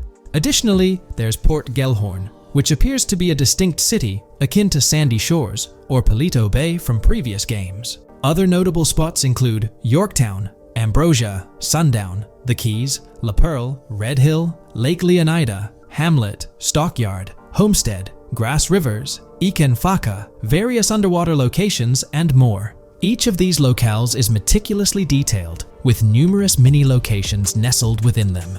It's remarkable how much information we already have about the game's expansive geography. In GTA 6, if your character sustains injuries, health will regenerate slowly over time. To expedite recovery, you can access the weapon wheel and utilize a healing item. Unlike GTA 5, where health only regenerates up to 50% naturally and requires snacks for full recovery, GTA 6 appears to allow for natural regeneration to full health, albeit at a slower rate.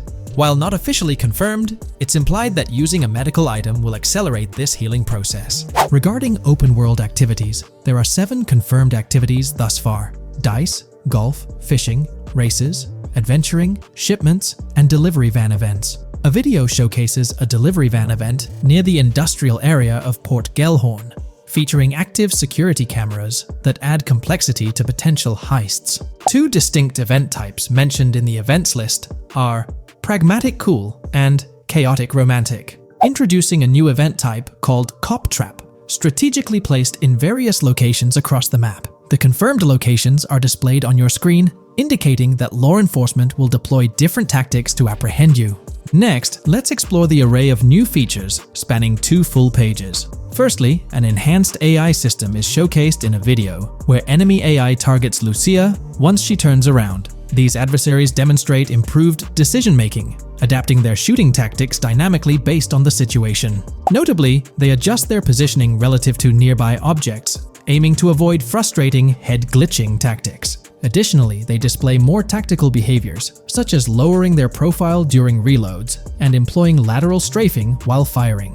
NPC behavior has also undergone enhancements, with AI groups no longer wandering individually, but moving in clusters, reminiscent of the dynamics seen in Red Dead Redemption 2. This is evident in a video where Lucia encounters a group of tourists engaged in conversation as they pass by. This enriches pedestrian interactions beyond the independent roaming seen in GTA 5, now featuring diverse groups and even couples strolling together, enhancing the game's realism. A new gameplay feature allows players to surrender to the police during a robbery, introducing an intriguing dynamic with consequences yet to be fully revealed. Additionally, players can purchase gumballs from vending machines, potentially serving as a health boost, although specific effects remain speculative. Similar to GTA 5, your character's attire will accumulate dirt over time, adding a layer of realism. Hacking will also be a significant element, with Lucia seen carrying various hacking tools, though it's unclear if Jason will have access to these tools as well. Previous leaks suggested Lucia's role as the designated hacker, but further details will emerge in due course. Expect an enhanced car hijacking system in GTA 6. For example, the inclusion of an immobilizer bypass suggests that stealing luxury cars will be more challenging. Additionally, a tool called a Slim Jim will be used to unlock older vehicles, adding complexity to car theft.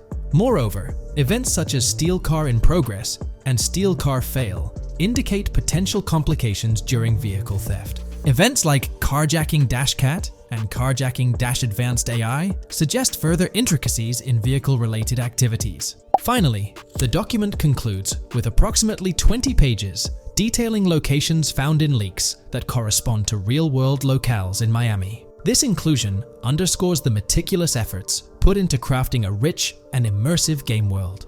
Today, let's delve deeper into the scoop we've got about Jason and Lucia, straight from the game's artwork and that initial trailer drop.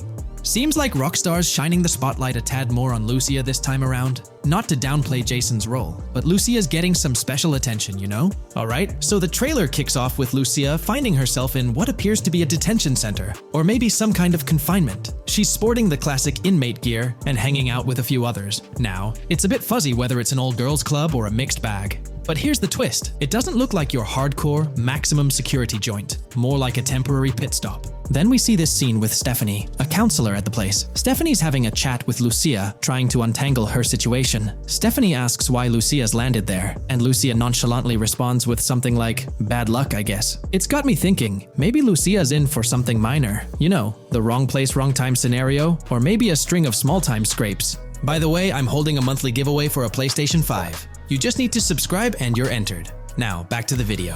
So, Lucia's starting off in a bit of a pickle, but I'm itching to see how the story unfolds, how she got caught up in this mess in the first place. Rockstar's got us all on the edge of our seats with this setup, and I can't wait to see what twists and turns are in store for these characters. Taking a closer peek at Lucia in this clip, she doesn't strike me as too old or hardcore, you know? Surprisingly, she's not all cuffed up or tightly restrained while having a chat with Stephanie, the counselor at this place. Stephanie's vibe doesn't scream in danger while talking to Lucia, so maybe her time in jail isn't as intense as we might think. So, Lucia's got a date with jail at some point. But yeah, she's not going to be stuck in there forever, that's for sure. Let's shift gears to this artwork Rockstar's thrown at us. In that pic, Lucia's flaunting an ankle monitor. Now that's the kind of thing they slap on you when you're out but not really free. It's like they're keeping tabs on you, making sure you stick to a certain area, like your home turf or maybe a specific part of town as set by the powers that be. Now let's dive into some wild speculation on how this whole ankle monitor deal might mix things up in the gameplay. Imagine navigating the game with that kind of electronic ball and chain. It's gotta influence how Lucia moves around or what she can get into. Maybe it restricts her to certain zones or forces her to lay low in certain situations. The possibilities are buzzing around my head. It's like a marker that says she's out of the big house, but under some major watch. You see, when you've got one of those strapped on, it's like a 24/7 reminder that you're under strict scrutiny. It's like a digital leash telling you, hey, no funny business or else. Now think about how this could shake up the game's map dynamics. Rockstar might play a throwback card to the old GTA vibes, where you're restricted to certain parts of the map at the start. As you progress through the story, you gradually unlock more turf to roam. Picture Lucia, stuck in a zone until she can shake off that monitor, whether she manages to ditch it by some gutsy escape, or someone legally gives her the green light. Fast forward a bit, and we spot Jason and Lucia in a pretty dicey scene. Jason's in the driver's seat, Lucia's riding shotgun, and they're peeling away from what looks like a scene post-crime. A couple of cop cars are hot on their tail, lights flashing, and sirens blaring. Jason's got his hands tight on the wheel, sneakily glancing at the cops as they whiz past. Then, when they're out of sight, he shoots Lucia a glance that screams serious concern. It's crystal clear these two are linked somehow, tied together by that ankle monitor and whatever legal trouble they're entangled in. How's that for a curveball in the storyline? There's this air of suspense and questions lingering. What did they do? And how does it all connect back to Lucia's time in the slammer? The plot thickens, and I'm itching to see where this tangled web leads us. Let's zoom in on Lucia for a moment. You know, it's not giving off that classic jailbreak vibe. When you make a daring escape from the big house, you don't come out with an ankle monitor like you've been given a hall pass. Nah, it's more like you become public enemy number one, constantly dodging the long arm of the law. It's got echoes of that on-the-run feel from Red Dead Redemption 2, where you're always watching your back. Wonder if Rockstar's planning to revisit that kind of storyline here? But here's a thought that's been gnawing at me. What if Jason's got this noble quest to keep Lucia out of hot water? Could be, but there's this lingering sense that they've got some pressing reasons behind these actions. It's like they're in this situation either by design or due to some pressing needs. Speaking of which, let's take a peek at the next scene in the sequence. You've got Lucia holding a bundle of cash that could make anyone's eyes widen, stacks of 20s and crisp hundreds. And what's she doing? Nonchalantly turning away from law enforcement? It's like we're getting a glimpse into the aftermath of a successful heist. And then there's this sight, both of them, dressed up with bandanas and masks, keeping their identities under wraps as they bolt out of what seems to be a rundown corner store situated in the middle of nowhere. There's this air of confidence about them, but choosing a low-profile place like this hints at something. They're not doing this for kicks. No, it's like they're in dire need of funds. Now let's talk about Jason's wheels. It's not some flashy top-of-the-line ride like you'd expect from Michael DeSanta's swanky tailgater in GTA 5. Nope, Jason's driving an older model, something more modest. It gives off this vibe that they might not be swimming in cash. The whole picture seems to paint a story of urgency. Lucia's holding a stash of cash, they're hitting a low-key spot, and Jason's not cruising around in luxury. It's like they're pushed into a corner, perhaps strapped for cash, and pushed into some tough choices. There's definitely more to this tale than meets the eye. Let's dive into Jason and Lucia's ride. They're cruising around, making these slick turns and slides. It doesn't seem like they're trying to dodge cops. You can even hear Lucia kinda squeal. She's gripping the car's side in a way that screams thrill ride. Looks like they've got a pretty upbeat and tight relationship. They're heading towards a motel. And guess what? Surprise, surprise, they're more than just partners in crime. Yup, Jason and Lucia are romantically involved. Now, Rockstar's not laying it all out for us, but you can pretty much read between the lines. Now, let's dissect this trust business. Feels like Rockstar's planting seeds for the storyline's ending. Trust can either be kept intact or shattered, right? It's like a pivotal point in a tale of two partners in crime. Maybe they'll face a dilemma where they have to choose between both making it out alive or going for a massive score, but someone doesn't make it to the finish line. Trust seems to be the crux of it all. And here's the kicker, the final scene. They kick open the door of this corner store, all confident, guns out, ready to hit the jackpot. The story concludes on that note. Now, let's switch lanes and talk about the trailer's song choice, Tom Petty's Love Is a Long Road. Interestingly, there's a tweet from Tom Petty's account expressing gratitude for having their song featured in GTA 6's first trailer. The song itself talks about the struggles of maintaining a relationship, how it's not a smooth ride, but worth the effort. So, GTA 6 might just be more than a crime tale. It's shaping up to be a love and trust story. I think Rockstar's aiming for their twist on a Bonnie and Clyde vibe with Jason and Lucia. That's pretty much all the scoop we got about them in the Grand Theft Auto 6 trailer. They didn't spill much, but we kinda got a glimpse into their journey, the hurdles they face, and this theme of trust that seems to run deep in their story. There's this one scene where it looks like they're gaining some traction in their journey. Jason's driving, Lucia's standing up in the passenger seat, and some paparazzi or somebody's snapping their pics. Seems like they've leveled up from their clothes to the car they're driving. So, at some point in the story, they might hit some highs. But knowing how these stories go, it could all come crashing down by the end. So, that's pretty much the lowdown on Jason and Lucia, our main characters in GTA 6. Can't wait to dig into their stories more. What do you folks reckon the GTA 6 plot's gonna be like? Which character are you stoked to play? Drop your thoughts in the comments below. And hey, if you like this video, a thumbs up would be cool. Hit that subscribe button if you're new here and want to stay updated on all things GTA 6. Don't forget to ring that notification bell too. The release of the GTA 6 trailer in 2023 has sent shockwaves of excitement across the gaming community. The anticipation and buzz surrounding this highly anticipated title have reached an all-time high. Fans worldwide are feverishly dissecting every frame, theorizing about the game's setting, characters, and innovative features. The hype is palpable as gamers eagerly await the next chapter in the beloved GTA series, poised to redefine open-world gaming once again. With Rockstar Games' history of delivering groundbreaking experiences, the fervor and enthusiasm for GTA 6 are undeniably at a fever pitch, leaving everyone counting down the days until its eventual launch. When we talk about the positive aspects of this partnership, it's essential to highlight the potential benefits that can emerge from Rockstar's newfound support for the modding community. One of the significant upsides is the acknowledgement of the brilliant and skilled developers behind the modding scene. For years, these developers have worked tirelessly to create unique and engaging experiences within the GTA universe.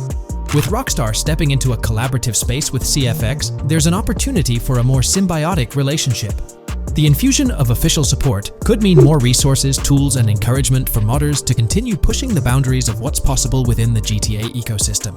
This collaboration might lead to innovative gameplay features, improved server stability, and an overall better experience for both players and content creators. Moreover, the recognition from a gaming giant like Rockstar could open doors for these modders in the industry. It may pave the way for potential collaborations, official partnerships, or even job opportunities within the gaming development sphere. This, in turn, could elevate the modding community to a more prominent and respected position within the gaming landscape. However, it's crucial to approach these potential benefits with cautious optimism. While the partnership appears promising on the surface, the reality lies in how Rockstar manages the delicate balance between maintaining control over its intellectual property and allowing creative freedom for the modding community. The outcome will heavily depend on Rockstar's willingness to foster collaboration, rather than imposing strict regulations. As GTA 6 draws closer, the impact of this collaboration will become more apparent. Whether it becomes a model for future partnerships between game developers and modders, or encounters challenges that hinder its success remains to be seen. The dynamics between Rockstar and the modding community could shape the future landscape of custom servers, roleplay experiences, and the overall modding scene in the gaming world. Stay tuned as we continue to explore and analyze the evolving relationship between Rockstar and the modding community. On the positive side, there's a glimmer of hope that Rockstar's acknowledgement of mods enhancing the player experience could pave the way for more modding support in GTA 6. This shift in perspective might lead to a more collaborative environment, where modders can contribute to the game's richness without fear of stringent restrictions. With Rockstar officially and financially supporting FiveM, the CFX team gains more resources to elevate the GTA 6 server. This could mean a server even more impressive than the ones they currently run. The fact that FiveM is now a Rockstar Games product suggests a vested interest in its success, promising additional funding and manpower to ensure its flourishing. An intriguing prospect emerges concerning the accessibility of custom servers.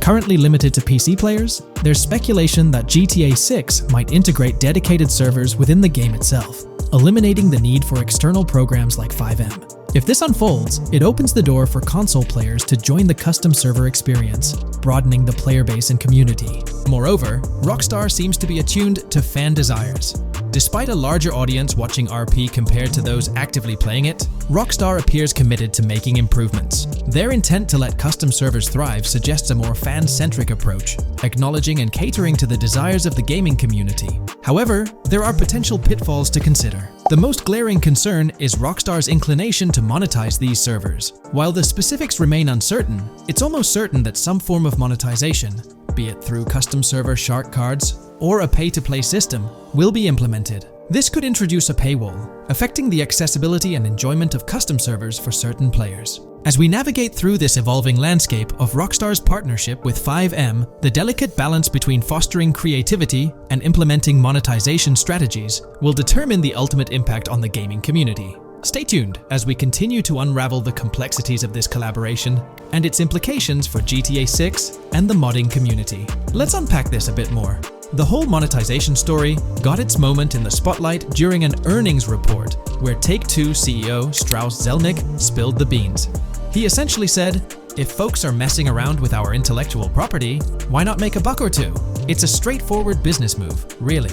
Taking a page from the unprecedented success of GTA Online, it seems like Rockstar caught a glimpse of how these free servers could turn into a money-making machine. Now the potential downside of this situation lies in the realm of competition.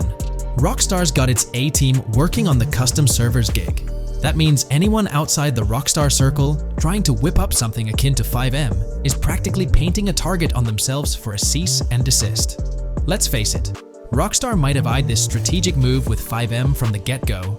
However, with those servers gaining crazy popularity and the game becoming a sensation on Twitch and YouTube, shutting it down wouldn't have been the smart play. Instead, they pulled off a masterstroke, acquiring the team behind the biggest servers, effectively cornering the market and positioning themselves to profit from any potential imitators. Now, with GTA 6 on the horizon and servers in the works, Rockstar's sitting pretty. Some in the gaming community are even giving them a nod for finally throwing a bone to the community.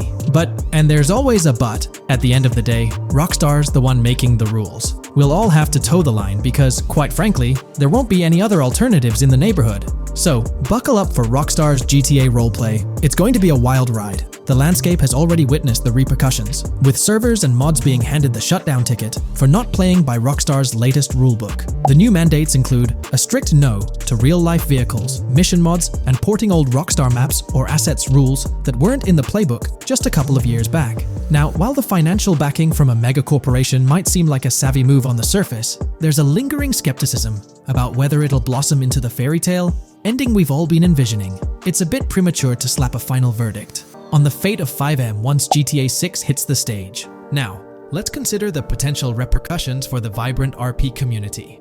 While the partnership between Rockstar and FiveM could bring about positive changes, there's an underlying worry within the RP enthusiasts. The fear is that with increased control and potential monetization, the organic and immersive RP experiences that players have come to love might face disruptions. RP communities thrive on creativity, flexibility, and a sense of autonomy. If Rockstar's influence leads to more rigid guidelines, it could alter the dynamic of these communities, potentially affecting the unique narratives and interactions that make RP servers so engaging. As we contemplate the potential impact, it's essential to look beyond the immediate horizon of GTA 6. The dynamics established through this collaboration could set a precedent for future interactions between gaming giants and modding communities across various games. Whether it becomes a model to be emulated or a cautionary tale will be closely watched by both players and industry stakeholders. The future of FiveM and the broader modding community remains uncertain as GTA 6 inches closer to release. While concerns exist, there's also room for hope. The collaboration might lead to a harmonious blend of official support and community-driven creativity, enhancing the gaming experience for everyone involved. As players, content creators, and modders navigate this uncharted territory, the one constant is the love for the game and the shared hope for a positive evolution in the gaming landscape. Taking a stroll down memory lane, Rockstar's track record with monetization doesn't exactly calm the nerves. Add to that the current scenario where they're laying down the law for the CFX team, dictating what's permissible and what's not. This conjures up a cloud of uncertainty regarding the future of both FiveM servers and the broader modding community.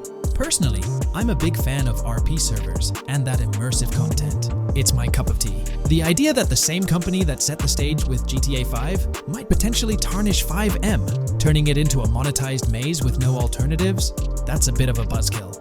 Yet, here we are, in the waiting room until GTA 6 steps into the limelight. There's been a lot of talk since GTA 6 was announced, with rumors flying all over. But hey, here's a rundown of confirmed stuff like vehicles, items, weapons, and features for the game. Now, the official release of the game is still a good few years away. Rockstar Games is really putting in the work to make this game top-notch. But thanks to a leak, we've got some inside info. We're talking cars, new physics, main characters like Lucia and Jason, map locations, a massive open world, tons of stuff to do in-game, and a bunch of weapons you'll get to use. We've also learned about better AI for non-player characters, some RPG elements, and cool new gameplay features. All this has got the gaming community buzzing about what GTA 6 will bring when it finally drops. Let's dive into the primary video clips making rounds on social platforms, showcasing mission gameplay, and offering insights into Rockstar Games' vision for GTA 6. Among the widely shared footage is a mission featuring Lucia, the game's playable character, and a Latina protagonist attempting to rob Hank's Waffles, a diner. During this early test phase, the non-player characters lack distinct facial features and bear a dummy-like appearance, humorously dubbed in-game as such. By the way, I'm holding a monthly giveaway for a PlayStation 5.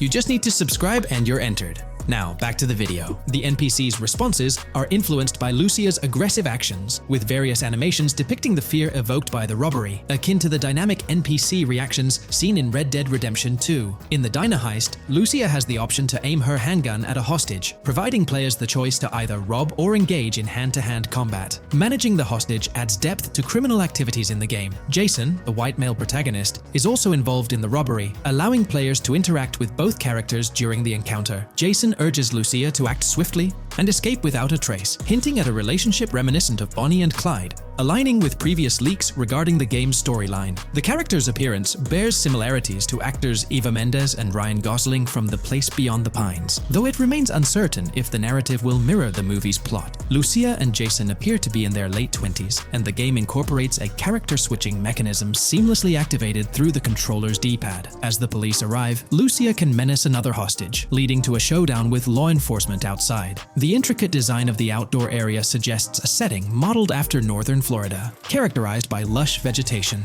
As Lucia and Jason make their getaway, they rack up 2 wanted stars but avoid a shootout, deftly maneuvering around parked cars before commandeering a police cruiser. This early mission stage is apparent with tutorial-like cues, one highlighting improvements in police AI, where law enforcement remembers vehicles linked to illegal actions. The scene wraps up with Lucia driving the police car, Jason reassuring her of their ability to shake off the cops. However, their escape comes to an abrupt halt, with an unintended collision at an outdated car wash. The early footage reveals a minimap reminiscent of Grand Theft Auto 5, with icons possibly denoting missions from unfamiliar characters labeled WM and YJ. As they ascend to the VIP second floor, Dre interacts with DJ Tip, who appears irked by drink delays. A brief spat implies Tip's unpopular status. Dre moves on, and the clip ends. It's important to note that these clips depict early development stages, subject to changes throughout the game's progress. Another intriguing leak spills details on over 500 in-game events, encounters, and Easter eggs. While we can't cover them all, here are a few highlights. Various events like fishing, Satanist houses,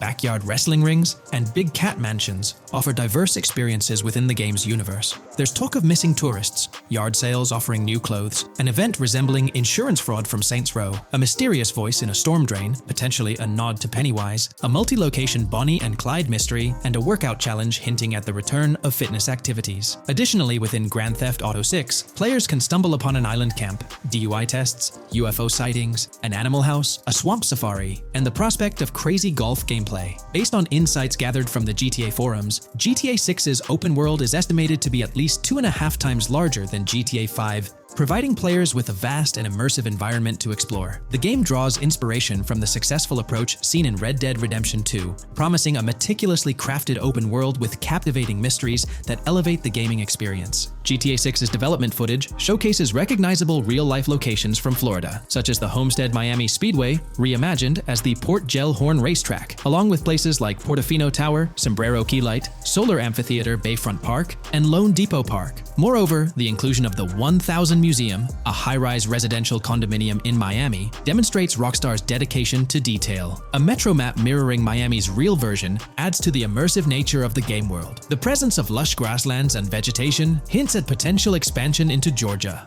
although this aspect remains speculative until officially confirmed. The Miami Beach Police Department's resemblance to the Vice City Neighborhood Police Station shows how Rockstar brings creativity into their world designs. Of course, with any early info, we're waiting for official confirmations to see how these elements fit into the final game. Until then, the mystery around Grand Theft Auto 6 will definitely keep fans excited for its release. Now, let's take a look at the primary locations featured in GTA 6. Ambrosia comprises Ambrosia Farms and the Tarmac. Bayside Copperhead, the Everglades or Grass Rivers, Fairyland, and Fairyland Forest offer distinct settings. The Keys region includes East Key, Low Key, and additional spots like a garage, gas station, and liquor store. Lake Okeechobee encompasses a motel, prison, and racetrack, while Little Haiti, North Beach, and North Miami feature establishments such as gas stations, hideouts, and liquor stores. Port Gellhorn distinguishes itself with detailed spots like an abandoned building, basketball court, beach, bingo hall, bowling alley, car wash, fishing store, fruit stand, gas station,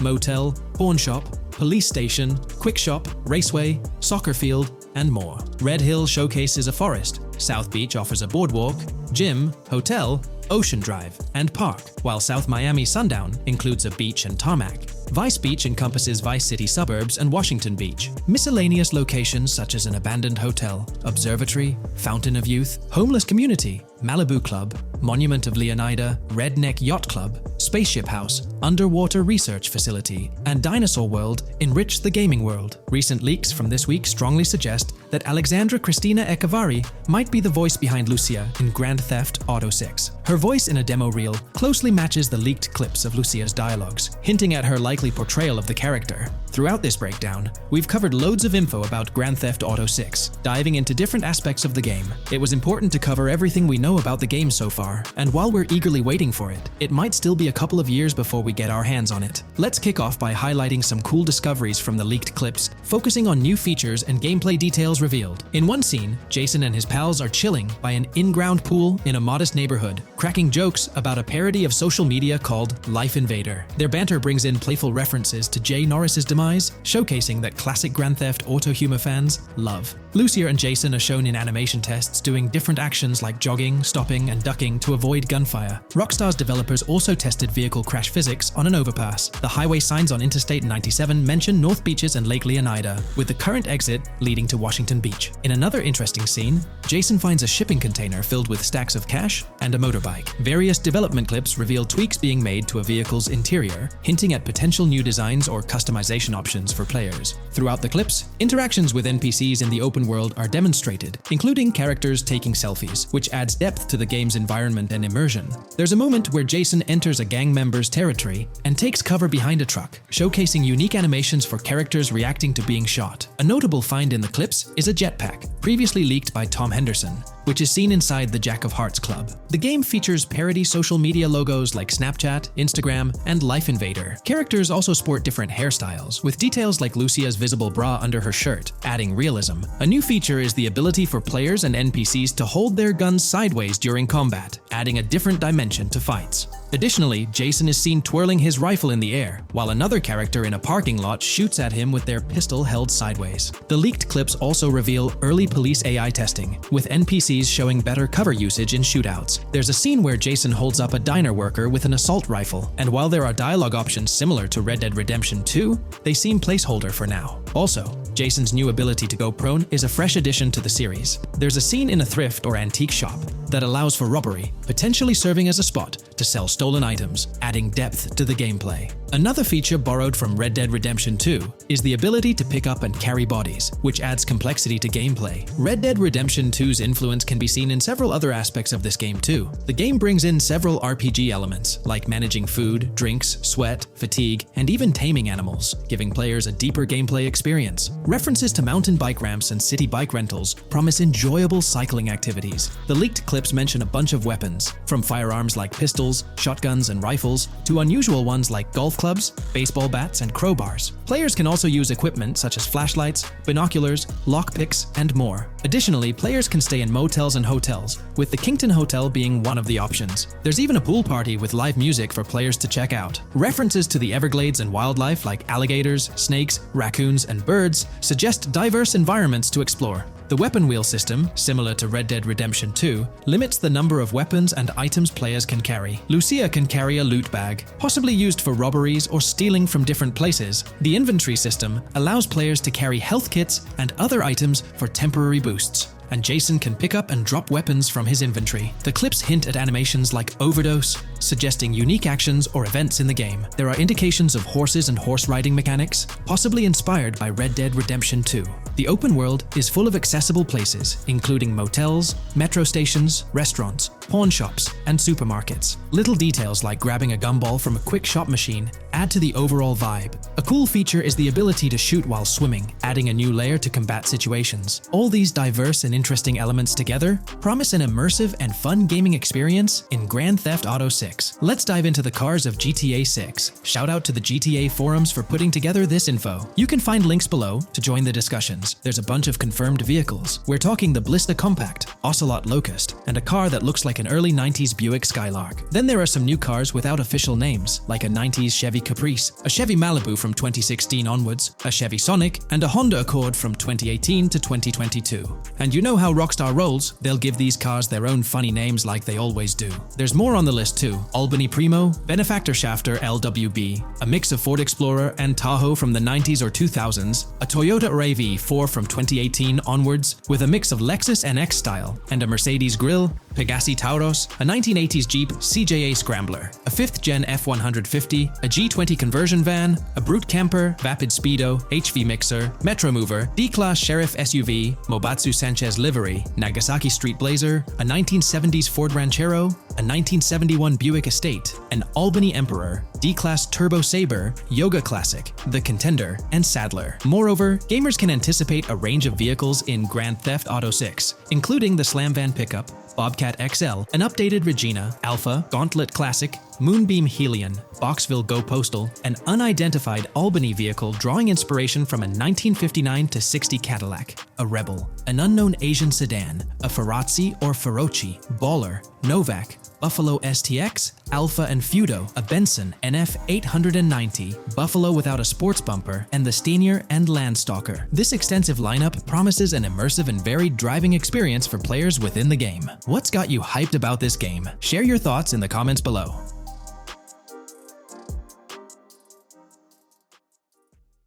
GTA 6 has been announced, and it's caused a whole bunch of rumors to swirl around. We've got a list of stuff that's actually confirmed for the game, so let's dive in. Now, the game isn't coming out anytime soon. Rockstar Games is still working hard on it, but thanks to some leaks, we've got some inside info on what to expect. We're talking vehicles, game physics, and the main characters, Lucia and Jason. Plus, we've got details on the map, the huge open world, activities, and all the weapons you can play with. There's also a bunch of cool stuff going on with NPC AI, RPG elements, and some new gameplay features. People are pretty hyped about all this, and they're chatting up a storm about what GTA 6 is going to be like. Now let's check out the vehicles in the game. The GTA forums did a solid job gathering this info, so shout out to them. So we've got confirmed vehicles like the Blister Compact, Ocelot Locust, and something that looks like a 90s Buick Skylark. By the way, I'm holding a monthly giveaway for a PlayStation 5. You just need to subscribe and you're entered. Now, back to the video.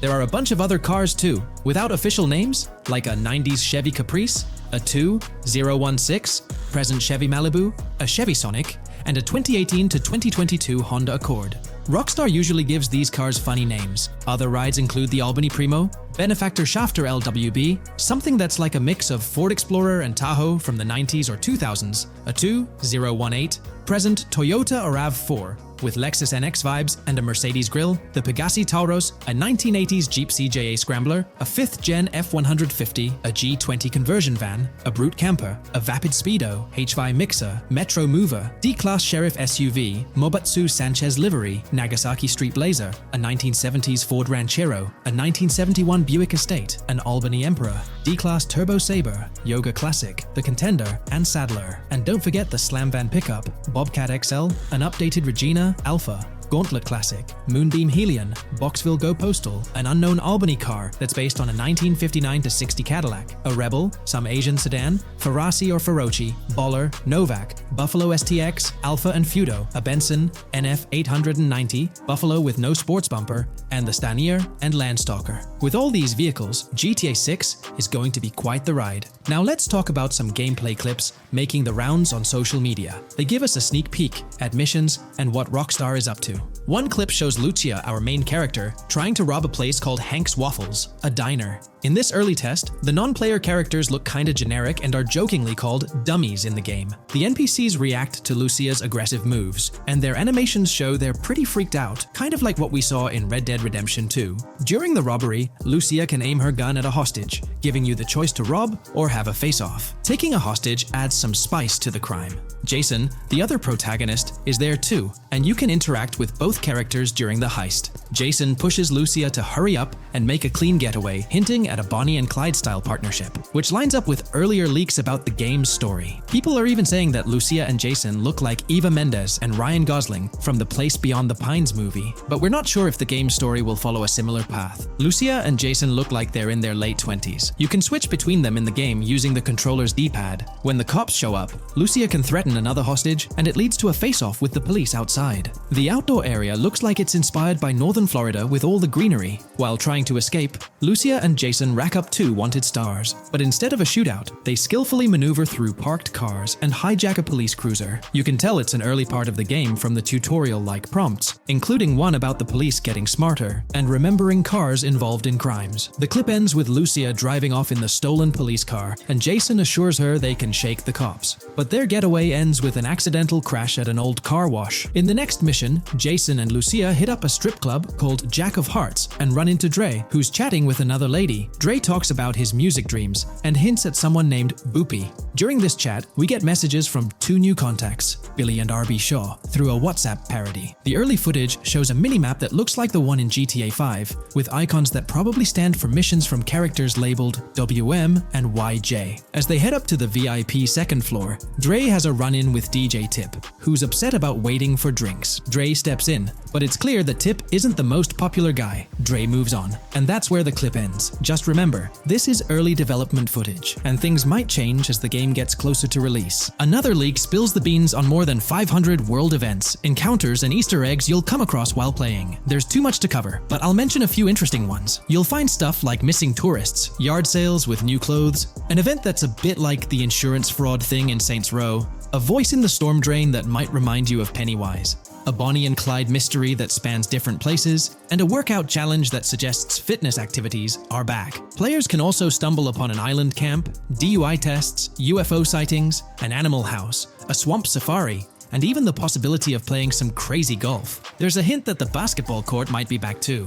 Events like fishing, Satanist houses, backyard wrestling rings, and mansions with big cats offer a bunch of different experiences in the game world. Now, let's talk about the main locations in Grand Theft Auto 6. Ambrosia has Ambrosia Farms and the Tarmac. Bayside Copperhead, the Everglades or Grass Rivers, Fairyland and Fairyland Forest offer different environments. The Keys region includes places like East Key, Low Key, and spots like a garage, gas station, and liquor store. Lake Okeechobee has a motel, prison, and racetrack, while Little Haiti, North Beach, and North Miami come with places like gas stations, hideouts, and liquor stores. Port Gellhorn offers a variety of spots to explore, like an abandoned building, basketball court, beach, bingo hall, bowling alley, car wash, fishing store, fruit stand, gas station, motel, pawn shop, police station, quick shop, raceway, soccer field, and trailer park. Red Hill has a forest, South Beach features a boardwalk, gym, hotel, Ocean Drive, and park. South Miami Sundown includes a beach and tarmac, and Vice Beach covers Vice City suburbs and Washington Beach. There are also other interesting places like an abandoned hotel, observatory, Fountain of Youth, homeless community, Malibu Club, Monument of Leonida, Redneck Yacht Club, Spaceship House, underwater research facility, and Dinosaur World. According to info from the GTA forums, Grand Theft Auto 6's open world is estimated to be at least 2.5 times the size of GTA 5 ES, giving players a massive world to explore. The game seems to take cues from the successful approach in Red Dead Redemption 2,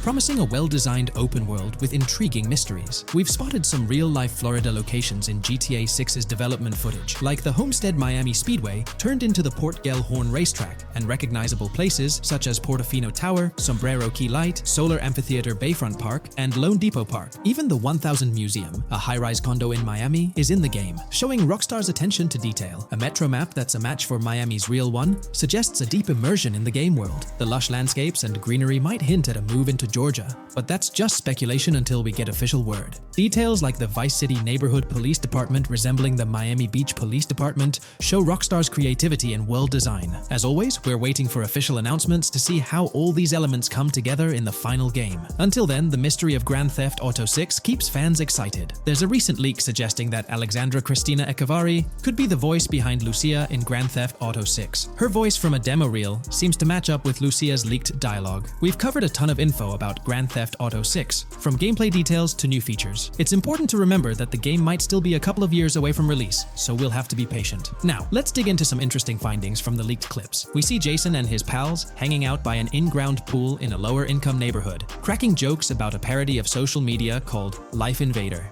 It's all about brain downloading and poking fun at Jay Norris's demise. Classic Grand Theft Auto humor. The leaked clips also give us a peek into early police AI testing, showing NPCs using cover better during gunfights. In one scene, Jason robs a diner worker with an assault rifle, and we see some dialogue options that look like they're from Red Dead Redemption 2, but they might just be placeholders. Jason's new ability to go prone is a fresh addition to the franchise, and a scene in a thrift or antique shop hints at the option for robbery, maybe even a place to sell stolen items, which adds depth to the gameplay. There are animation tests for Lucia and Jason, doing stuff like jogging, stopping, and ducking to avoid gunfire. Rockstar's developers also tested vehicle crashing physics, with a car driving over an overpass. Highway signs mention North Beaches and Lake Leonida on Interstate 97, with the current exit leading to Washington Beach. In another scene, Jason stumbles upon a shipping container full of cash and a motorbike. Various development clips show changes to the inside of a vehicle, suggesting new vehicle designs or customization options for players. Throughout the clips, there are various interactions with NPCs in the open world, like characters taking selfies, which makes the game's world feel more immersive. Another mechanic borrowed from Red Dead Redemption 2 is the ability for characters to pick up and carry bodies, adding depth to the gameplay. We also see other influences from Red Dead Redemption 2 in different aspects of the game. The weapon wheel system is similar to Red Dead Redemption 2 with limited weapons and items you can carry. Lucia has a loot bag that might be used for robberies or stealing stuff from different places.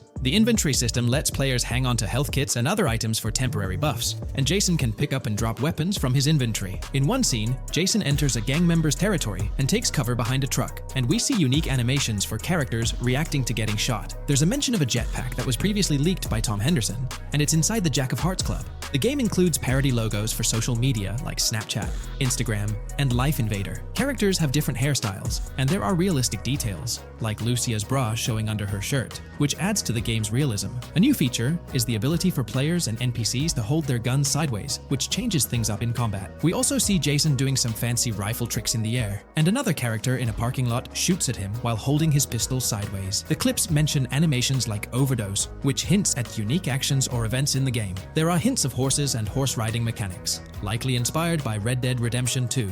The open world is packed with places to explore, like motels, metro stations, restaurants, pawn shops, and supermarkets. Small details like being able to get a gumball from a quick shop machine add to the overall experience. The game adds RPG elements, like managing food, drinks, sweat, fatigue, and even taming animals, which gives players a deeper gameplay experience. There are references to mountain bike ramps and city bike rentals, promising fun cycling activities. The leaked clips talk about loads of weapons, from regular firearms like pistols, shotguns, and rifles, to unusual ones like golf clubs, baseball bats, and crowbars. Players can also use tools like flashlights, binoculars, and lockpicks. Players can stay in motels and hotels, with the Kington Hotel as one option. There's even a pool party with live music for players to attend. References to the Everglades and wildlife like alligators, snakes, raccoons, and birds hint at diverse and unique environments to explore. A cool addition is the ability to shoot while swimming, which adds a new twist to combat situations. With all these elements, Grand Theft Auto 6 promises to be an immersive and engaging gaming experience.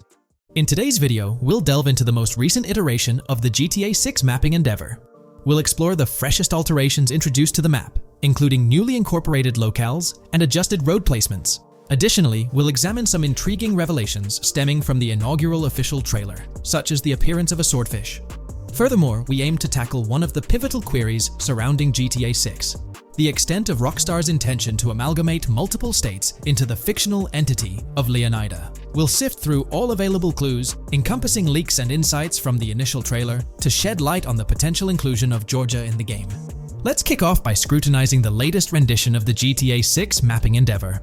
This most recent update, which debuted just a few hours ago, represents the pinnacle of this extensive fan-driven mapping project. Here's a peek at the current state of the GTA 6 map. We've got Vice City and Port Gilhorn in the mix, with tweaks made to both cities, along with some other spots on the map. Keep an eye out for changes like the prison from the opening shot and the Gator Keys. To kick things off, there's a fresh addition to Vice City known as Waning Sands. While details about this neighborhood are mostly speculative at this point, it's believed to be the setting for a pivotal scene from the trailer. You know, the one where Jason and Lucia dodge past a few police officers in their getaway vehicle. In this vicinity, you'll find the Evergreen Mall Center, prominently featured at the start of the scene.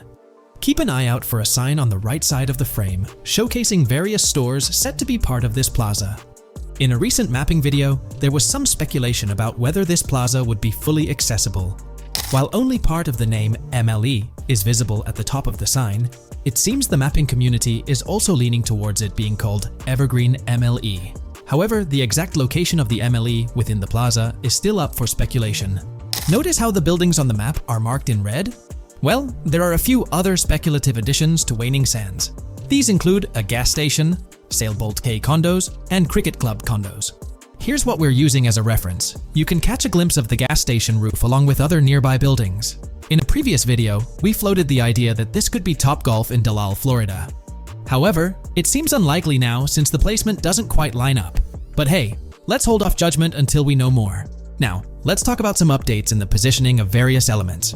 The placement of several buildings, basements, speculative roads, metro, rail, crosstown, downtown, and Brickell has been tweaked. We're using yellow and purple lines to show the speculative metro and railway in Vice City. The metro system has seen some significant enhancements, especially in its connectivity to Vice City International Airport and the area between Crosstown and Brickell. The buildings in this vicinity have also been reorganized to more closely resemble their real-life counterparts. Speculative roads and highways have been adjusted to better fit the new placements. We've also made slight adjustments to the rotation of the prison, from the opening scene with Luke to align with new evidence. Additionally, we've fine-tuned the positions of some trailer markers in the stockyard area, such as those for the car meet in Windwood and the bikers in Little Haiti. In terms of location changes, leaf links from the previous map version has been moved to Virginia Key, meaning earlier speculations regarding leaf links are no longer applicable. Furthermore, based on new radar map evidence, the shape of Picnic Island has been altered. Heading down south, you'll notice that Hamlet is no longer labeled as such. Instead, it's reverted to its real-life name, Homestead. This change suggests that Hamlet might be situated elsewhere in the game.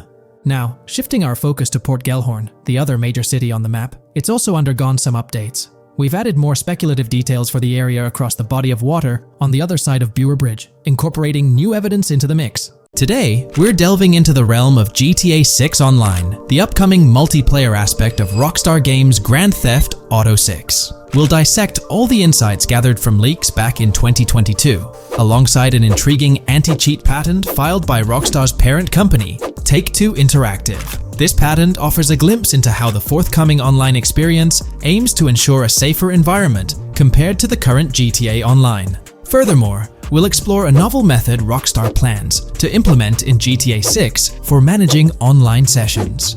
This innovation promises to infuse the expansive world of GTA 6 with a livelier atmosphere, enriching the player's immersion in its intricacies. Undoubtedly, GTA Online stands as a titan in the realm of multiplayer gaming.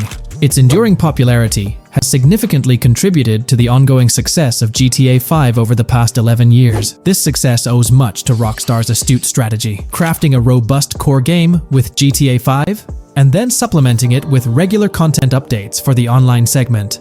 By continually introducing new weapons, vehicles, and attire, Rockstar keeps players engaged and motivated to accumulate in-game currency. As we eagerly anticipate the official unveiling of GTA 6, players are hopeful that it will address prevalent issues plaguing the current iteration. Chief among these concerns is the rampant presence of modders and cheaters, whose actions not only disrupt gameplay, but also pose security risks by unlawfully accessing personal data. To tackle this issue, Rockstar has devised a fresh approach set to debut in GTA 6. This method aims to bolster the game's security measures. The patent responsible for this enhancement is titled Method and Apparatus for Preventing Cheating in a Video Game Environment by Providing Obfuscated Game Variables. Filed by Take-Two Interactive, Rockstar's parent company, in 2019, this patent outlines a system and method aimed at curbing cheating within video game environments. By disguising game variables in memory, the patent seeks to thwart attempts by players to monitor and manipulate values such as health, ammunition, and in-game currency for unfair advantages.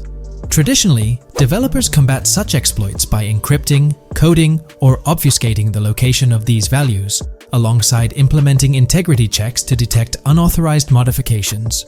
However, these methods have drawbacks, as they often impact game performance and inadvertently expose variable locations to savvy attackers. Rockstar's innovation lies in masking the whereabouts of these variables, offering a more robust defense against cheating in GTA 6's online.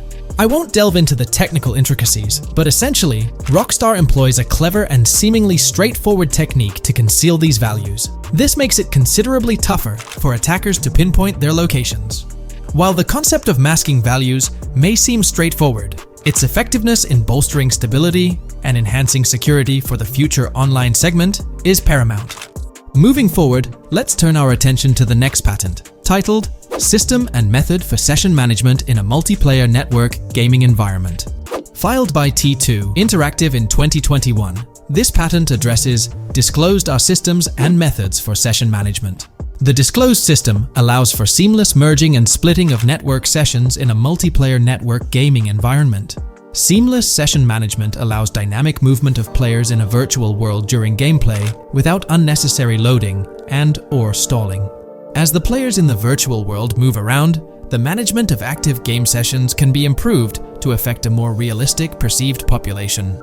In this patent, Rockstar highlights the crucial role of online components in the success of many games, citing GTA Online as an example. They emphasize the challenges of managing network technology and resources to create a vibrant virtual world. Traditional MMO games often face limitations in session management, with some opting for single sessions that may restrict the depth of content due to increasing player counts. Others utilize multiple sessions, which can hinder feasibility, especially in peer-to-peer exchanges like in GTA Online. To address these issues, Rockstar has developed a pioneering system for seamless session management. This innovative approach enables fluid splitting and merging of network sessions, allowing for a more immersive virtual world free from hardware and software constraints. allowing players from different sessions, but in the same virtual area of the map, for example, to be merged into a single session. This allows players from previously different sessions to come across one another, thereby making the virtual world seem more populated.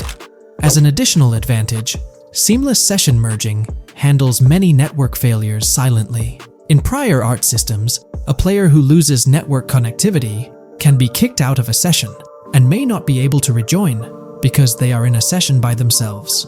However, the Session Management System 100 allows for a disconnected player to exist in a session by themselves for a predetermined period before they are reconnected to the remaining players in the session or can be joined with another session. The method begins with monitoring a triggering event. In some embodiments, the triggering event defines when to merge two sessions or split a single session. For example, when the object, virtual players, are in the same session, move physically apart from another, the object by a predetermined virtual distance, this triggers the session management system to split the session into two different sessions. Likewise, if objects from two different sessions are within a predetermined virtual distance from one another, the session management system and merge the sessions to allow interaction between objects of the respective sessions. Other instances of monitored triggering events encompass various player and object actions, including changes in position or visibility, player entries and exits from the virtual world, and game-related activities like mission completions or tutorial beginnings. Rockstar's solution ensures seamless management of these events, preventing inconsistencies such as duplicated objects during session transitions. This approach accounts for factors like virtual geography, team management, networking resources, and social relationships to maintain continuity across sessions. For example, once a session is split, there can be two sessions, each with their own distinct copy of an object. Avoiding this split can avoid players that intentionally duplicate valuable objects to exploit virtual game economics. If these two sessions were to later merge, there can then be two identical objects in the same session. In this manner, the session management system advantageously avoids object duplication when two players are merged following a split. I trust that I've conveyed this information clearly. The implementation of this new system in GTA 6 promises to enhance the game's atmosphere, ensuring a more bustling world while maintaining a high level of detail throughout. Now, let's delve into what we've learned about GTA Online from the leaks of 2022. Multiplayer. In the bottom left in one of the clips, one can see there are two players in a 30-player lobby. This is because there are two slots for spectators, similar to GTA Online and Red Dead Online. There is also a reference to the script host. After that, there is a code which is either the session host or game master. Based on the information gathered, it seems probable that peer-to-peer connections and 30-player lobbies will make a comeback in GTA 6 Online. However, there's a twist in how sessions will operate, allowing for seamless transitions between them. Feel free to share your thoughts in the comments section about everything we covered in today's video regarding GTA 6 Online. Taking a deeper dive into GTA 6, we find out new info around the highly anticipated Trailer 2, highly probable predictions, and the projected timelines associated with this game. Post the unveiling of Trailer 1 on December 5th, 2023, providing enthusiasts with a tantalizing glimpse into the world of the forthcoming GTA installment. Rockstar has maintained a notable silence. Despite the absence of official announcements, the internet has been abuzz with articles and claims, including a recent piece highlighting details allegedly leaked by a Twitter user.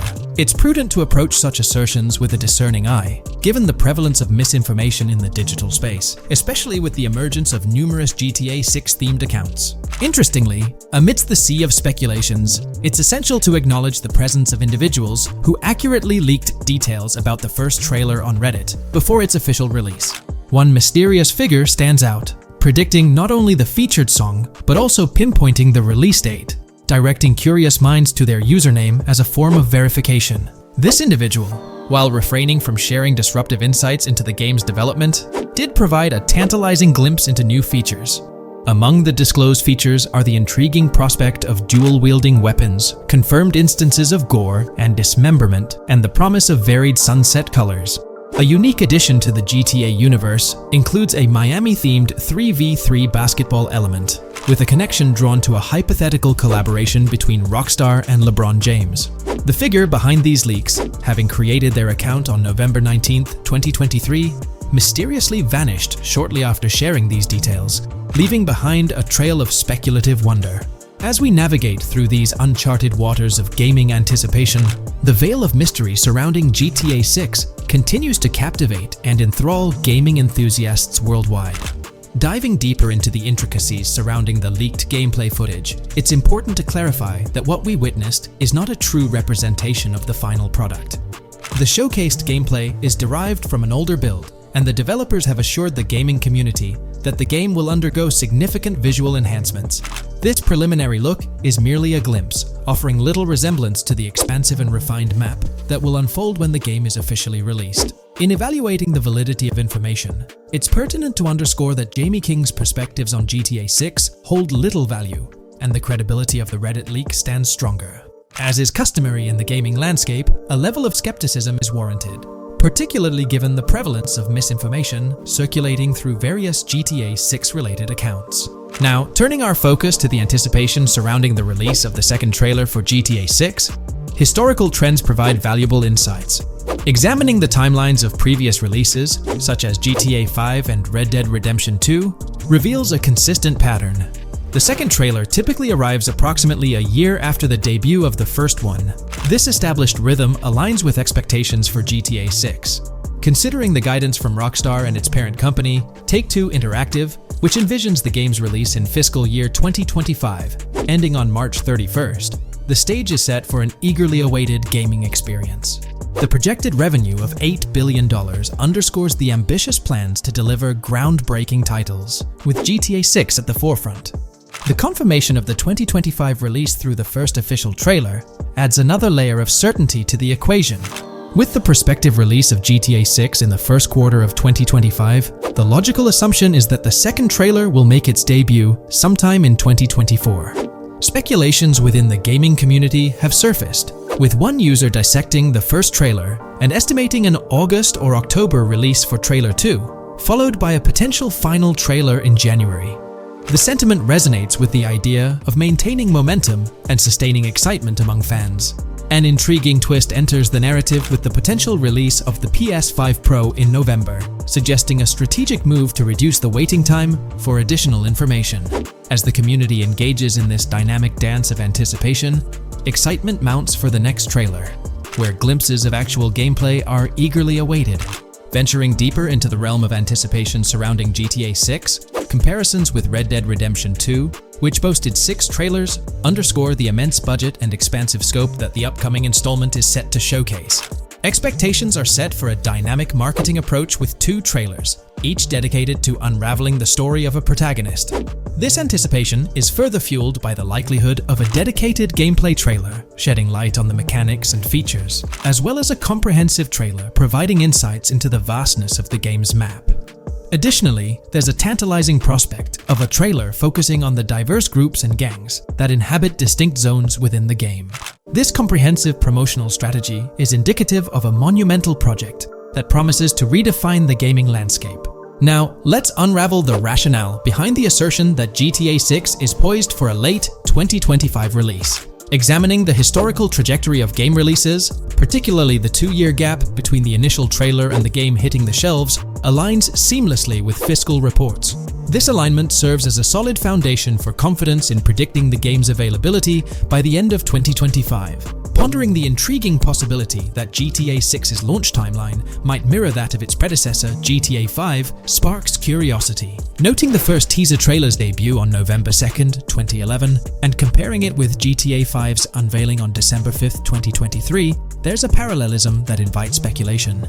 Expanding this analogy to include the release of the first 2 screenshots for GTA 5 on July 12, 2012, suggests a timeline for potential content drops for GTA 6. If we entertain the notion of a 1-year gap between the first and second trailers, mirroring historical patterns, and factor in Rockstar's potential aim for a fall release, an intricate timeline unfolds. Of course, acknowledging the industry's unpredictability, potential delays could sway this projection. Encouraging the community to share their insights, the script opens a channel for predictions regarding the release of GTA 6 Trailer 2.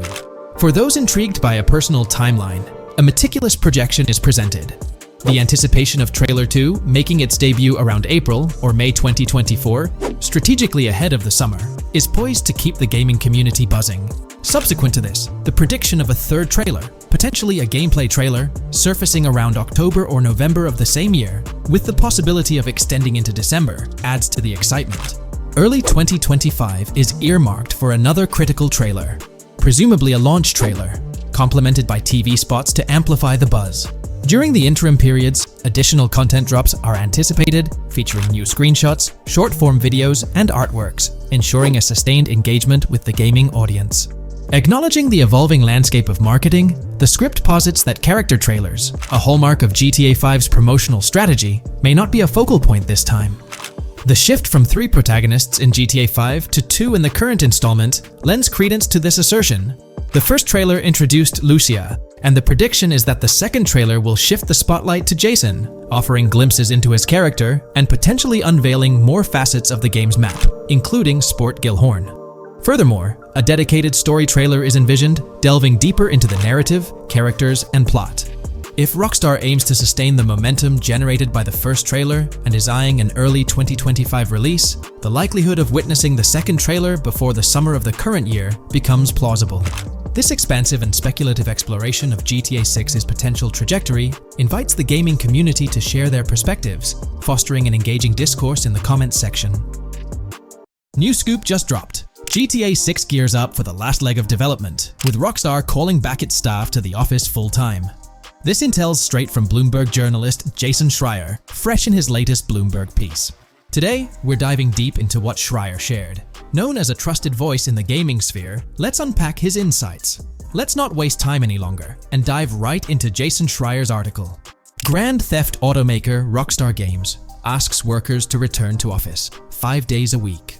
Rockstar Games, a division of Take-Two Interactive Software, will ask employees to return to the office 5 days a week beginning in April, as the video game maker enters the final stages of development on its next game, the hotly anticipated Grand Theft Auto 6. In an email to staff on Wednesday, reviewed by Bloomberg, Rockstar head of publishing Jen Kolber said the decision was made for productivity and security reasons. The company has faced several security breaches, including a massive dump of early footage from the new Grand Theft Auto and an early trailer that leaked in December. Kolber wrote that the company also found tangible benefits from in-person work. Making these changes now puts us in the best position to deliver the next Grand Theft Auto at the level of quality and polish we know it requires, along with a publishing roadmap that matches the scale and ambition of the game, she wrote. Return-to-office mandates have been a hot topic across various industries since the pandemic forced myriad employees to work from home. More recently, many employers have asked staff to return to the office for 2 or 3 days a week. A study last month found that remote work did not have an impact on productivity. The issue has been particularly controversial among video game workers, thanks to the volatility of the industry and its lack of a centralized workforce.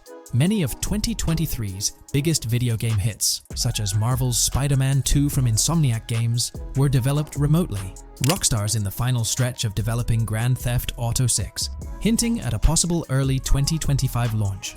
With this, we might anticipate the release of a second trailer, along with screenshots and more teasers in the coming months. While fans rejoice, this could mean extra pressure for Rockstar Games staff. Stay tuned here for updates as Rockstar unveils more details about GTA 6. Are you geared up for the official start of GTA 6 marketing? Drop your thoughts below.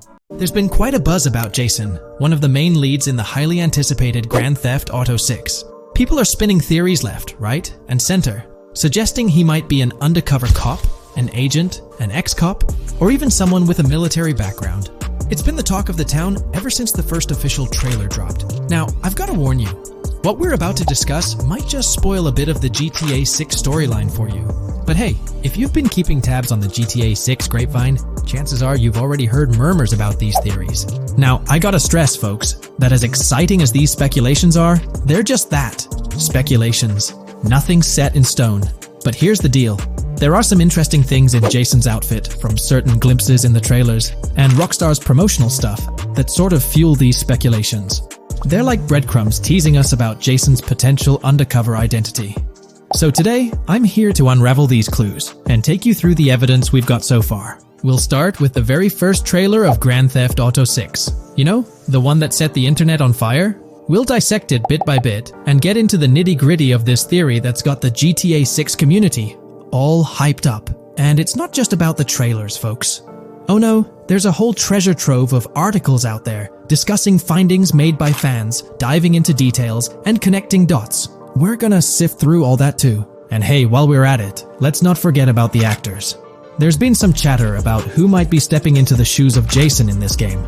So we'll toss that into the mix as well. There's plenty to unravel, and we're here to explore every nook and cranny of this speculation, piece by piece. So grab your favorite snack, get comfy, because we're about to embark on a journey through the GTA 6 speculations, theories, and rumors about Jason.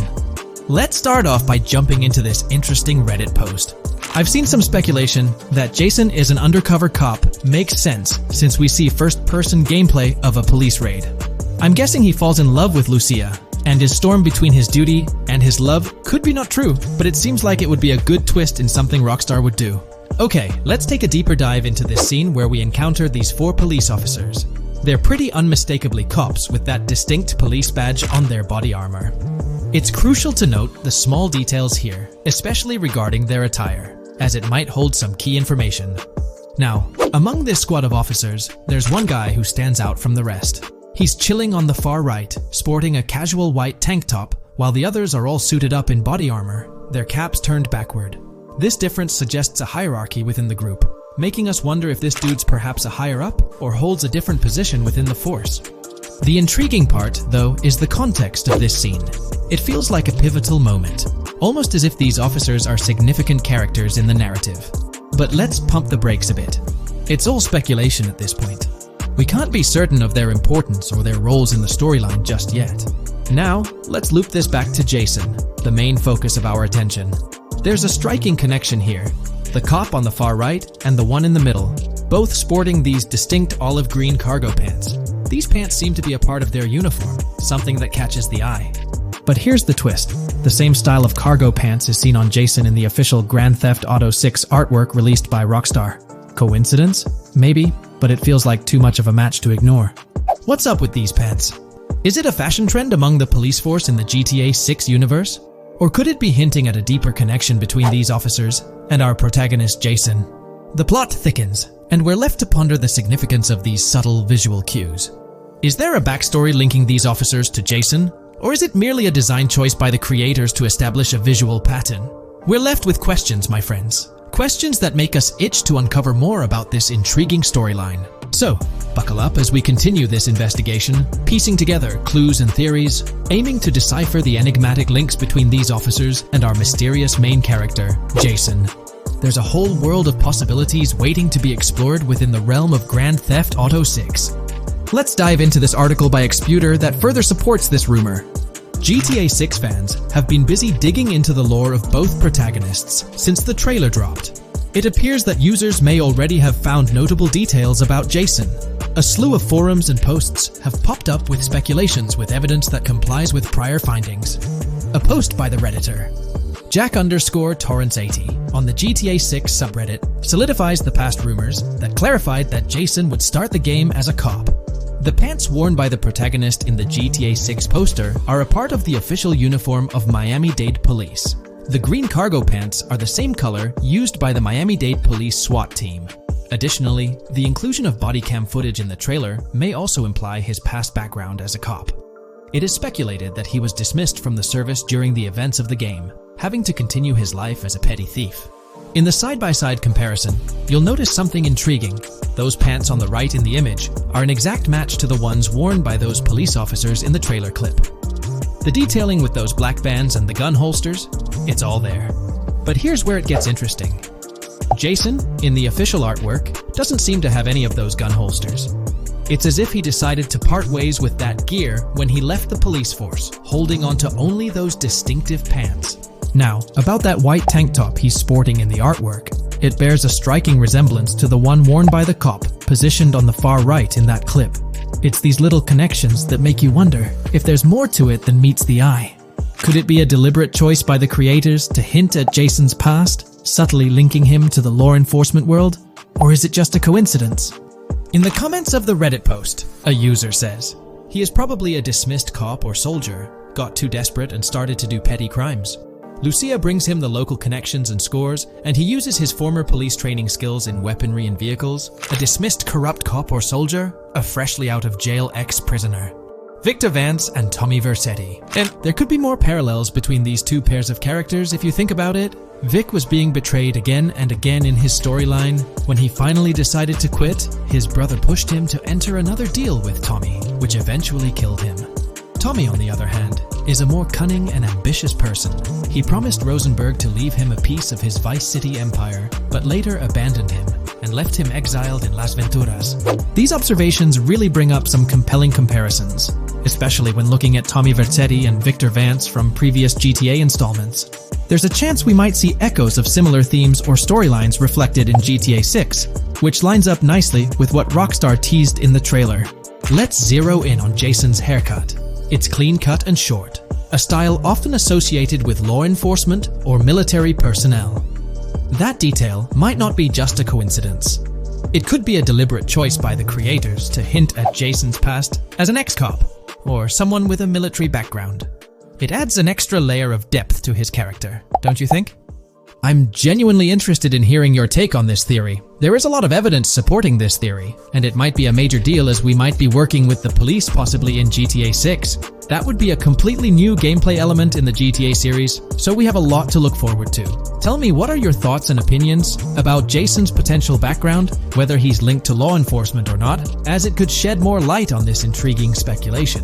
So, please share your thoughts in the comments section below, and let's keep this discussion rolling. Alright, so in the GTA 6 trailer, there's this moment where this girl in a white bikini gets everyone talking, debating whether she's Lucia or not. She's chilling near this pool, taking in the Vice City skyline, and then she turns around. And let me tell you, there's a bunch of stuff to unpack there. Her hair moves all natural-like, swinging around as she turns. She's got these big hoop earrings, cool purple sunglasses, rocking a purple lipstick, and check out those nails, French tips. Oh, and there's this bracelet on her left wrist that catches the eye too.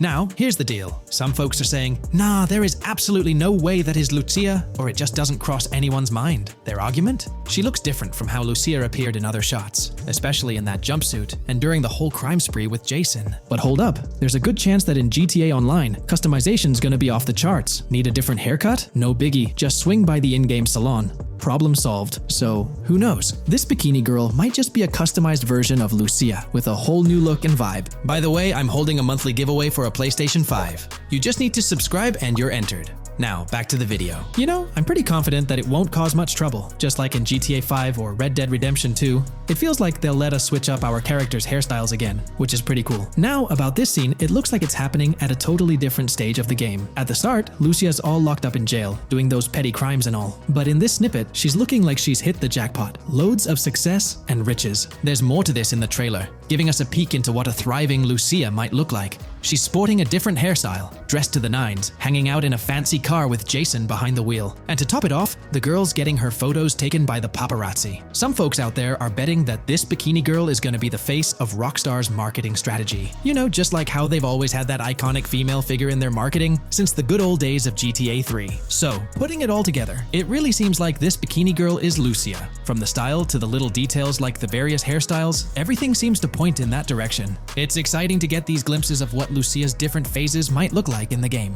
Rockstar's been doing this thing with the promo girls for ages, from the early days of GTA 3 to the more recent GTA 5. You might remember them. The girl in the bikini holding the martini glass, or the San Andreas girl leaning over at the Vinewood sign with those shades. They've always had these distinctive figures for their marketing. A bunch of people are pointing fingers at this bikini girl, saying she's the new Rockstar promo face, but I've got my money on Lucia. Take a look at those birthmarks and accessories, those little marks on her face and arm. They're pretty similar to what the bikini girl's got. Sure, some aren't super clear, but makeup or sun exposure could easily cover them up. And those earrings and bracelets, they match up pretty well with all the girls who look like Lucia. Even if some shots might leave room for doubt, like the one where she's driving that fancy car. I'm pretty convinced it's Lucia. Jason's checking her out. The accessories are a close match, and her facial structure lines up. Not to mention, her body shape, facial features, skin tone, hair length, and color, pretty much all of it lines up perfectly. In that scene, the way the bikini girl moves seems a bit forced, like she's intentionally flipping her hair or something. So maybe it's part of a mission, Lucia trying to blend in at some event to gather info, or pull off a heist. Or perhaps it's one of those moments where she's at the top of her game, all successful successful and loaded. Oh, and that bikini she's wearing? It's from the Santino brand, which first showed up in GTA 5. So, in GTA Online, we've got this whole range of clothing options, right? There are jackets, shoes, and some of them even parody luxury brands like Louis Vuitton, which is a real high-end clothing and accessories label.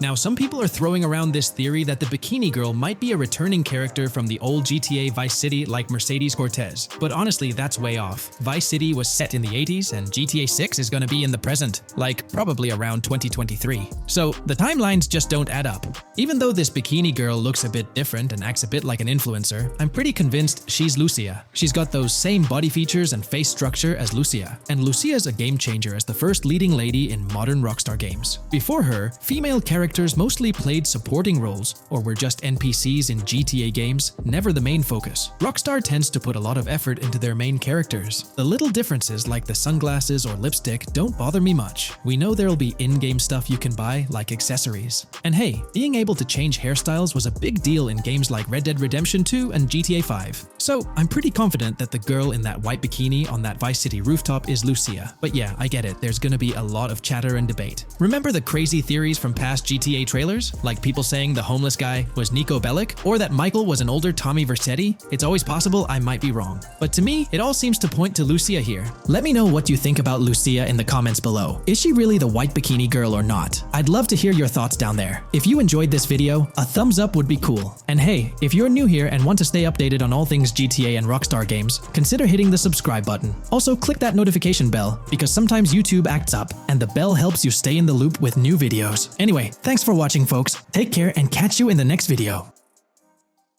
Hey, big news for all you GTA fans out there. GTA 6 is shaking things up with some major changes in the series. We've got a ton of fascinating info about the game that you absolutely need to hear. Just a heads up, the details we've got are from leaked footage online, but unfortunately we can't provide any links or show it. Nevertheless, there's a bunch of exciting stuff to discuss, like new animals, AI enhancements, RPG elements, and more. Let's jump right in. Fact 1. Excitingly, the Malibu Club and Ocean View Hotel make a return in GTA 6. Events like Lost at Sea Island Camp and Lost Plane suggest potential island scenarios akin to Guarma from a previous installment. Fact 2. While exploring, players encounter a myriad of wildlife: alligators, bears, boars, dogs, snakes, raccoons, birds, frogs, bald cats, and rodents. Symbols marking plants and toxic waste are also scattered throughout the game. Fact 3. In the game, keep an eye out for the Scarface crime scene, possibly an Easter egg paying homage to Tony Montana. There's also a murder mystery named Missing Tourists. Additionally, spots designated for campers hint at the possibility of owning a camper van in the future. Fact 4. GTA 6 offers an array of side activities, from backyard wrestling and racing to UFO events and beach bonfires. Even seemingly small actions, like picking up cans from the ground, are significant. Jason and Lucia, the main characters, possess special abilities akin to those seen in GTA 5. By the way, I'm holding a monthly giveaway for a PlayStation 5. You just need to subscribe and you're entered.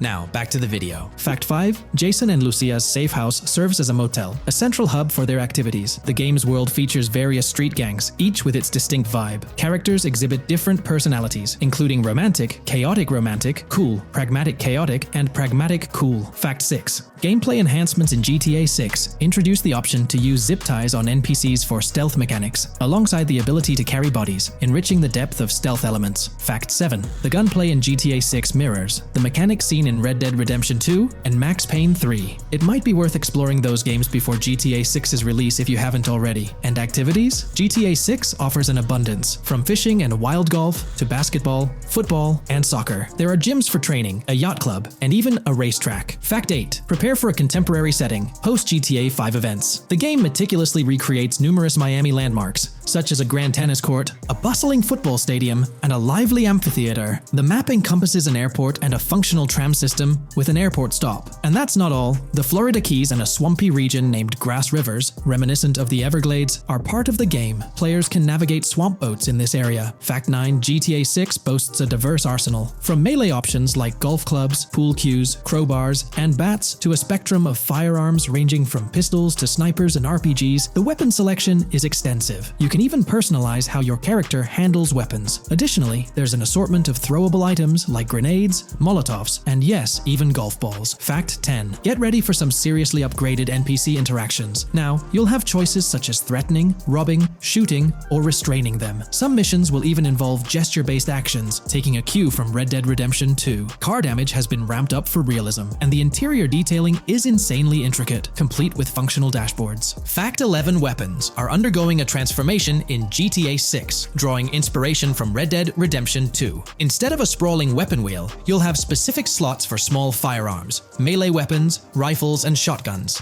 No more unlimited weapons, but you can drop and pick them up along the way. Fact 12. During development, there was a glimpse of Arthur Morgan's hat, although its inclusion in the final game remains uncertain. Players now have the option to surrender to the police during a heist, introducing a thrilling twist. Police response time has been revamped to feel more authentic, featuring a timer that varies based on the severity of the crime. Murder gets a quicker response than robbery. GTA 6 caps the maximum wanted level at 5 stars, and a 6-star level seems highly unlikely in the current gameplay. Fact 13. Let's focus on the characters.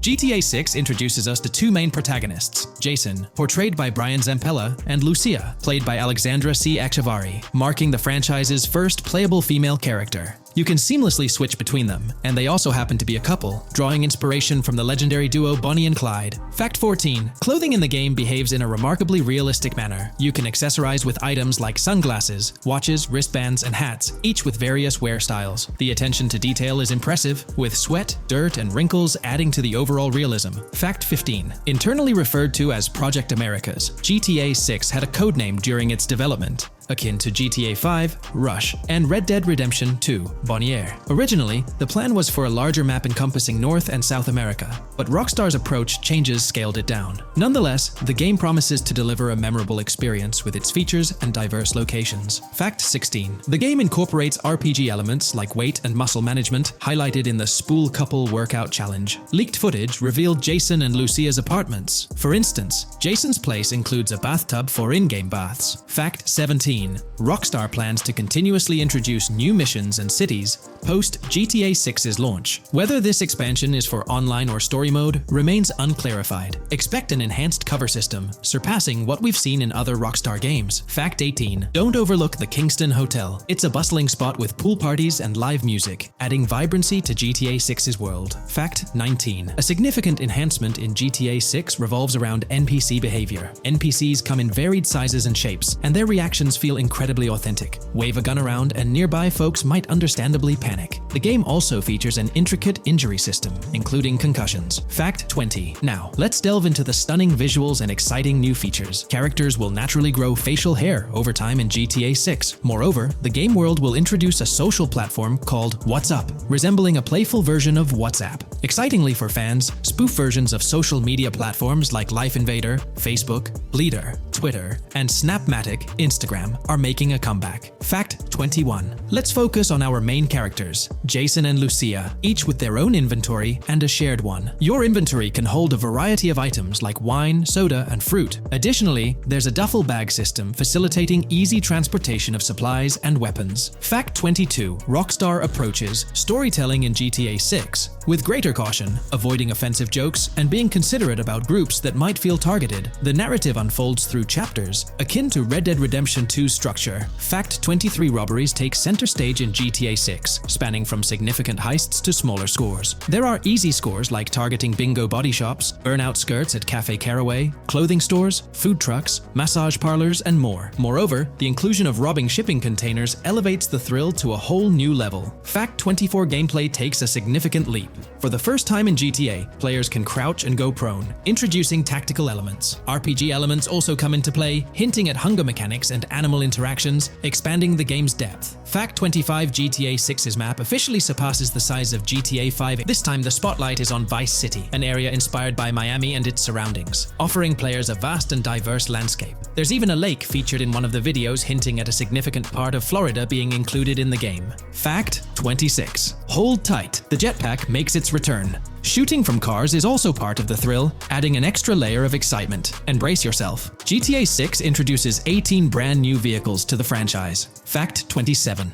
In GTA 6, players will encounter various events, including random muggings and NPC-hosted yard sales. There are hints at riding events, which could potentially mean horse riding, possibly involving the Red Dead Redemption 2 team. Fact 28. Police AI has undergone significant improvements compared to the previous game. Instead of blindly rushing in, they exhibit more realistic and intelligent behavior. If you commit a crime and escape in a vehicle, cops will note down the specific vehicle and license plate, making evasion more challenging. Fact 29. Let's delve into the notable emphasis on indoor locations in GTA 6. There's a plethora of diverse interiors to explore. Motels, hotels, restaurants, pawn shops, supermarkets, fast food joints, gun stores, shooting ranges, and the Vice City metro station. Moreover, they've added functional elevators to enhance the immersive experience. Interestingly, there's a risk of players getting banned from stores, adding an intriguing dimension to the gameplay. Fact 30. New Arsenal Alert. The spear gun makes its debut, allowing players to shoot underwater spears at their targets. Moreover, there's an array of gear at your disposal, such as binoculars, cut-off tools, flashlights, immobilizer bypasses, slim jims, USB drives,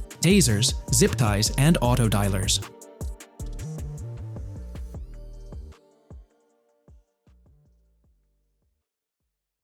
Today's video will delve into the latest iteration of the GTA 6 mapping endeavor. The developers have expanded and refined the GTA 6 map significantly, making it the most comprehensive fan-made project to date. It incorporates all available data from leaks and the initial official trailer. We'll explore the recent updates to the map and conduct a fascinating comparison between the current GTA 6 map and those of previous GTA games. Additionally, we'll examine a fan-created satellite view of the GTA 6 map, along with the inclusion of Tommy Vercetti's mansion spotted in the trailer. All of these elements will be discussed in detail throughout this video. Let's kick things off with the GTA 6 mapping project. Changes have been implemented across all regions of the map. To ensure we cover everything comprehensively, we'll begin our tour from the northwest and work our way down, addressing each modification along the journey. Firstly, the map's dimensions have been expanded from 16,000 by 16,000 to 18,000 by 18,000 to accommodate the newly added landmass. Each square on the map measures 500 x 500 meters. Based on the latest estimations, the map will be larger than before, requiring more space to accommodate all its features. Currently, the northern portion of the map remains unknown, which contributes to its perceived size.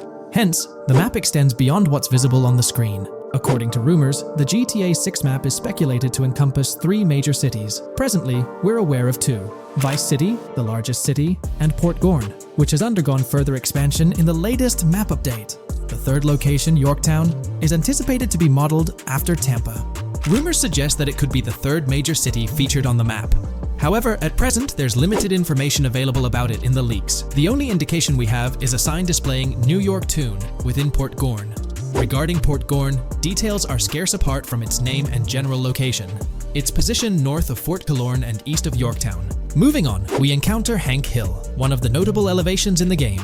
Despite Florida's predominantly flat terrain, Rockstar has incorporated hills sporadically to diversify the landscape. Adjacent to Hank Hill are the Domed Hills, another series of elevated areas. Notably, the border of a river is highlighted in orange, indicating speculative terrain.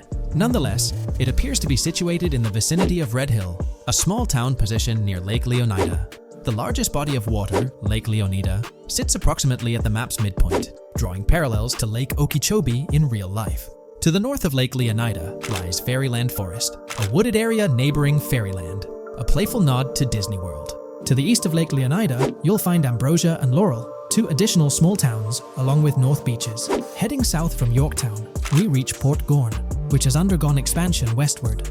The buildings and roads depicted in black and grey correspond to those visible in leaked footage and the trailer. Roads highlighted in red, along with orange borders, remain speculative. However, the port area shows 2 speculative buildings and a portion of the border that's confirmed. The Bay Area has seen overall enlargement, including modifications to the speculative islands near Port Gorn. Additionally, a newly added section featuring small islands and a confirmed border indicates further expansion.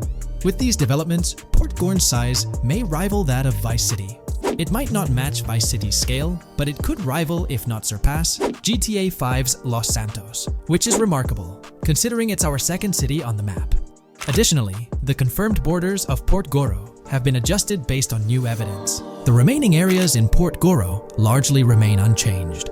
we still have Han Waffles Diner, surrounded by its buildings and structures, along with Port Gorn Motel, Gorn Bluff, the Pawn Shop, Port Gorn Raceway, Port Gorn Airfield, and the United State Prison. Belleville and Econfina remain situated near Vice City. Now, focusing on Vice City itself, much of it retains its layout from the previous map update. We observed the increasing density of the map, particularly with the stockyard and crossdown area now filled in, along with the hotels in the Vice Beach area. The proximity of the buildings to one another is quite striking. Additionally, the buildings on Pelican Harbor Island remain consistent with the previous update. However, there's been a recent discovery. I'd appreciate your thoughts on this matter in the comments below, as it could potentially be significant if confirmed. According to this viewer, they claim to have identified Tommy Vercetti's mansion in the trailer. They're referring to this specific mansion situated on the middle island, directly behind the enormous yacht. It bears a striking resemblance to his iconic abode, raising the possibility that it could indeed be the one. However, it's challenging to make a definitive judgment, since it's nighttime in the footage. It could simply resemble it, but it's difficult to confirm. Nevertheless, it would be fantastic if it indeed makes a return in the game. The recent update brought significant changes to Vice City, particularly with the Vice City port. This is where the scene featuring the bolt shot from the trailer takes place. Now, we have a clearer understanding of its entire border, with some buildings identified. There are 2 speculative buildings, along with some confirmed ones. The bridges have been updated, and there have been adjustments to the speculated Raya Way. Furthermore, the FLP Solar Amphitheater has been relocated northward based on new evidence. The Vice City International Airport metro station has also undergone updates, aligning with new information from leaks. Notably, the airport now appears more complete, with an additional hangar. These encompass all the changes made to Vice City. Now let's shift our focus to the Grass Rivers, as they've also received updates.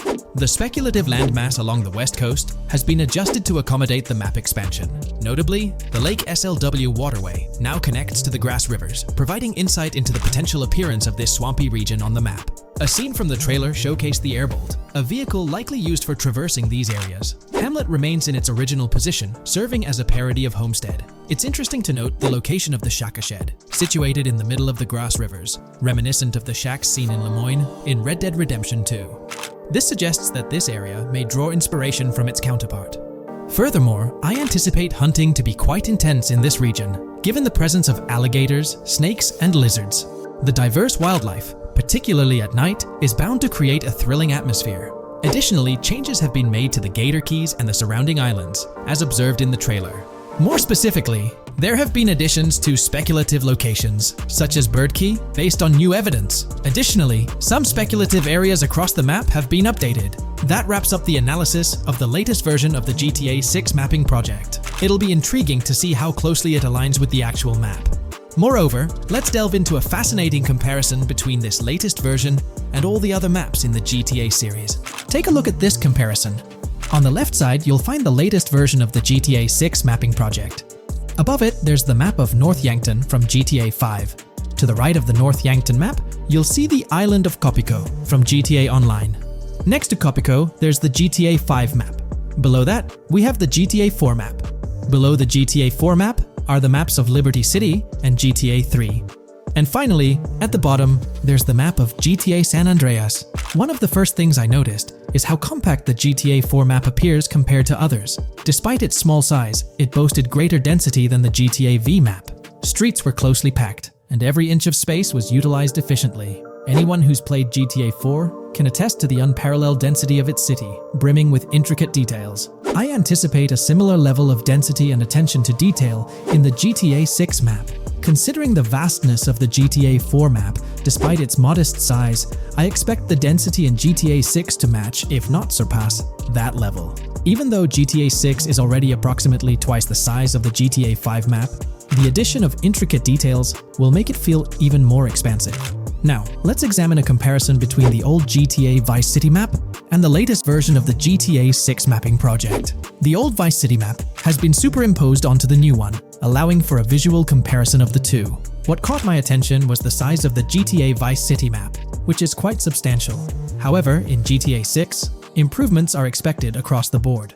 There will be more buildings, positioned closer together, enhancing the overall design and creating a denser environment. I also wanted to discuss a map that's been generating a lot of buzz within the community. Someone utilized images from Google Maps to supplement the mapping project. This method offers a clearer perspective on how the game's environment might appear in terms of scale and layout. While this representation may exaggerate the city's size with an abundance of buildings, it provides insights into the length and layout of highways, which have been overlaid with speculative areas.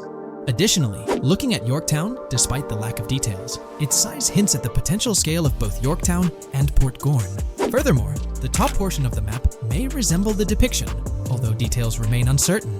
Considering the vast array of features such as multiple airports, cities, small towns, mountains, hills, and swamps, it's evident that GTA 6's map is poised to be the most impressive in the series. There's little doubt that it will set a new standard. Hey there! In this video, we're diving into an upcoming terrain system in GTA 6, brought to you by Rockstar Games. Additionally, we'll explore some cool graphics enhancements like ambient occlusion, global illumination, and material tinting slated for the next GTA. The scoop comes straight from an official patent filed by Take-Two Interactive, Rockstar's parent company. So let's kick things off by checking out the patent titled Method and Apparatus for Enhanced Graphics Rendering in a Video Game Environment. According to Rockstar Games, the rendering of real-time graphics usually happens in a pipeline setup like this one. At the core of it, the process kicks off by handling 3D vertex information, moving on to render pixel-level details like light color and shadows. In the current systems, one or more shaders are employed for this pixel-level rendering. These shaders are essentially programs that operate on the GPU. The challenge in rendering lies in finding the right balance between realism and detail, while ensuring smooth performance, aiming for that higher frame rate. For example, a virtual world should illustrate various terrains that mirror a number of lifelike geographical areas. Each of these terrains can provide unique interactions with a virtual character in the video game. By way of example, a virtual player traveling through sand or snow should leave footprints that are different than the virtual player walking down a concrete sidewalk. However, because of the number of various terrains that need be accounted for, and the unique behavior of each terrain, conventional graphics systems do not have enough processing power to account for dynamic terrain and the associated interaction with players of the game. So, Rockstar Games developed a shader system for efficiently rendering various types of terrain with high realism. Let's take a peek at the system. The world-level map, visible in the bottom right, outlines all the different dynamic terrains, such as muddy, sandy, grassy, hard ground, snowy, and more. Take a gander at this world-level map showcasing the diverse terrains. Now, let's explore the various dynamic terrain zones within the game world. Using Red Dead Redemption 2 as an illustration, this world-level map plays a pivotal role in determining the terrain that players or NPCs interact with. Essentially, it acts as the foundation to generate a trail map. Think of a trail map as a record of all the imprints left behind by characters, vehicles, and other objects, like the aftermath of explosions. Take this image for instance, showcasing how the snow has been altered by the actions of this NPC. Different shaders of the shader system are used for different terrain types and with different trail map types. For example, basic terrains do not require special shaders, while shallow mud terrains can advantageously benefit from a parallax surface shader to efficiently show ruts and tracks in the terrain with a high-detail trail map.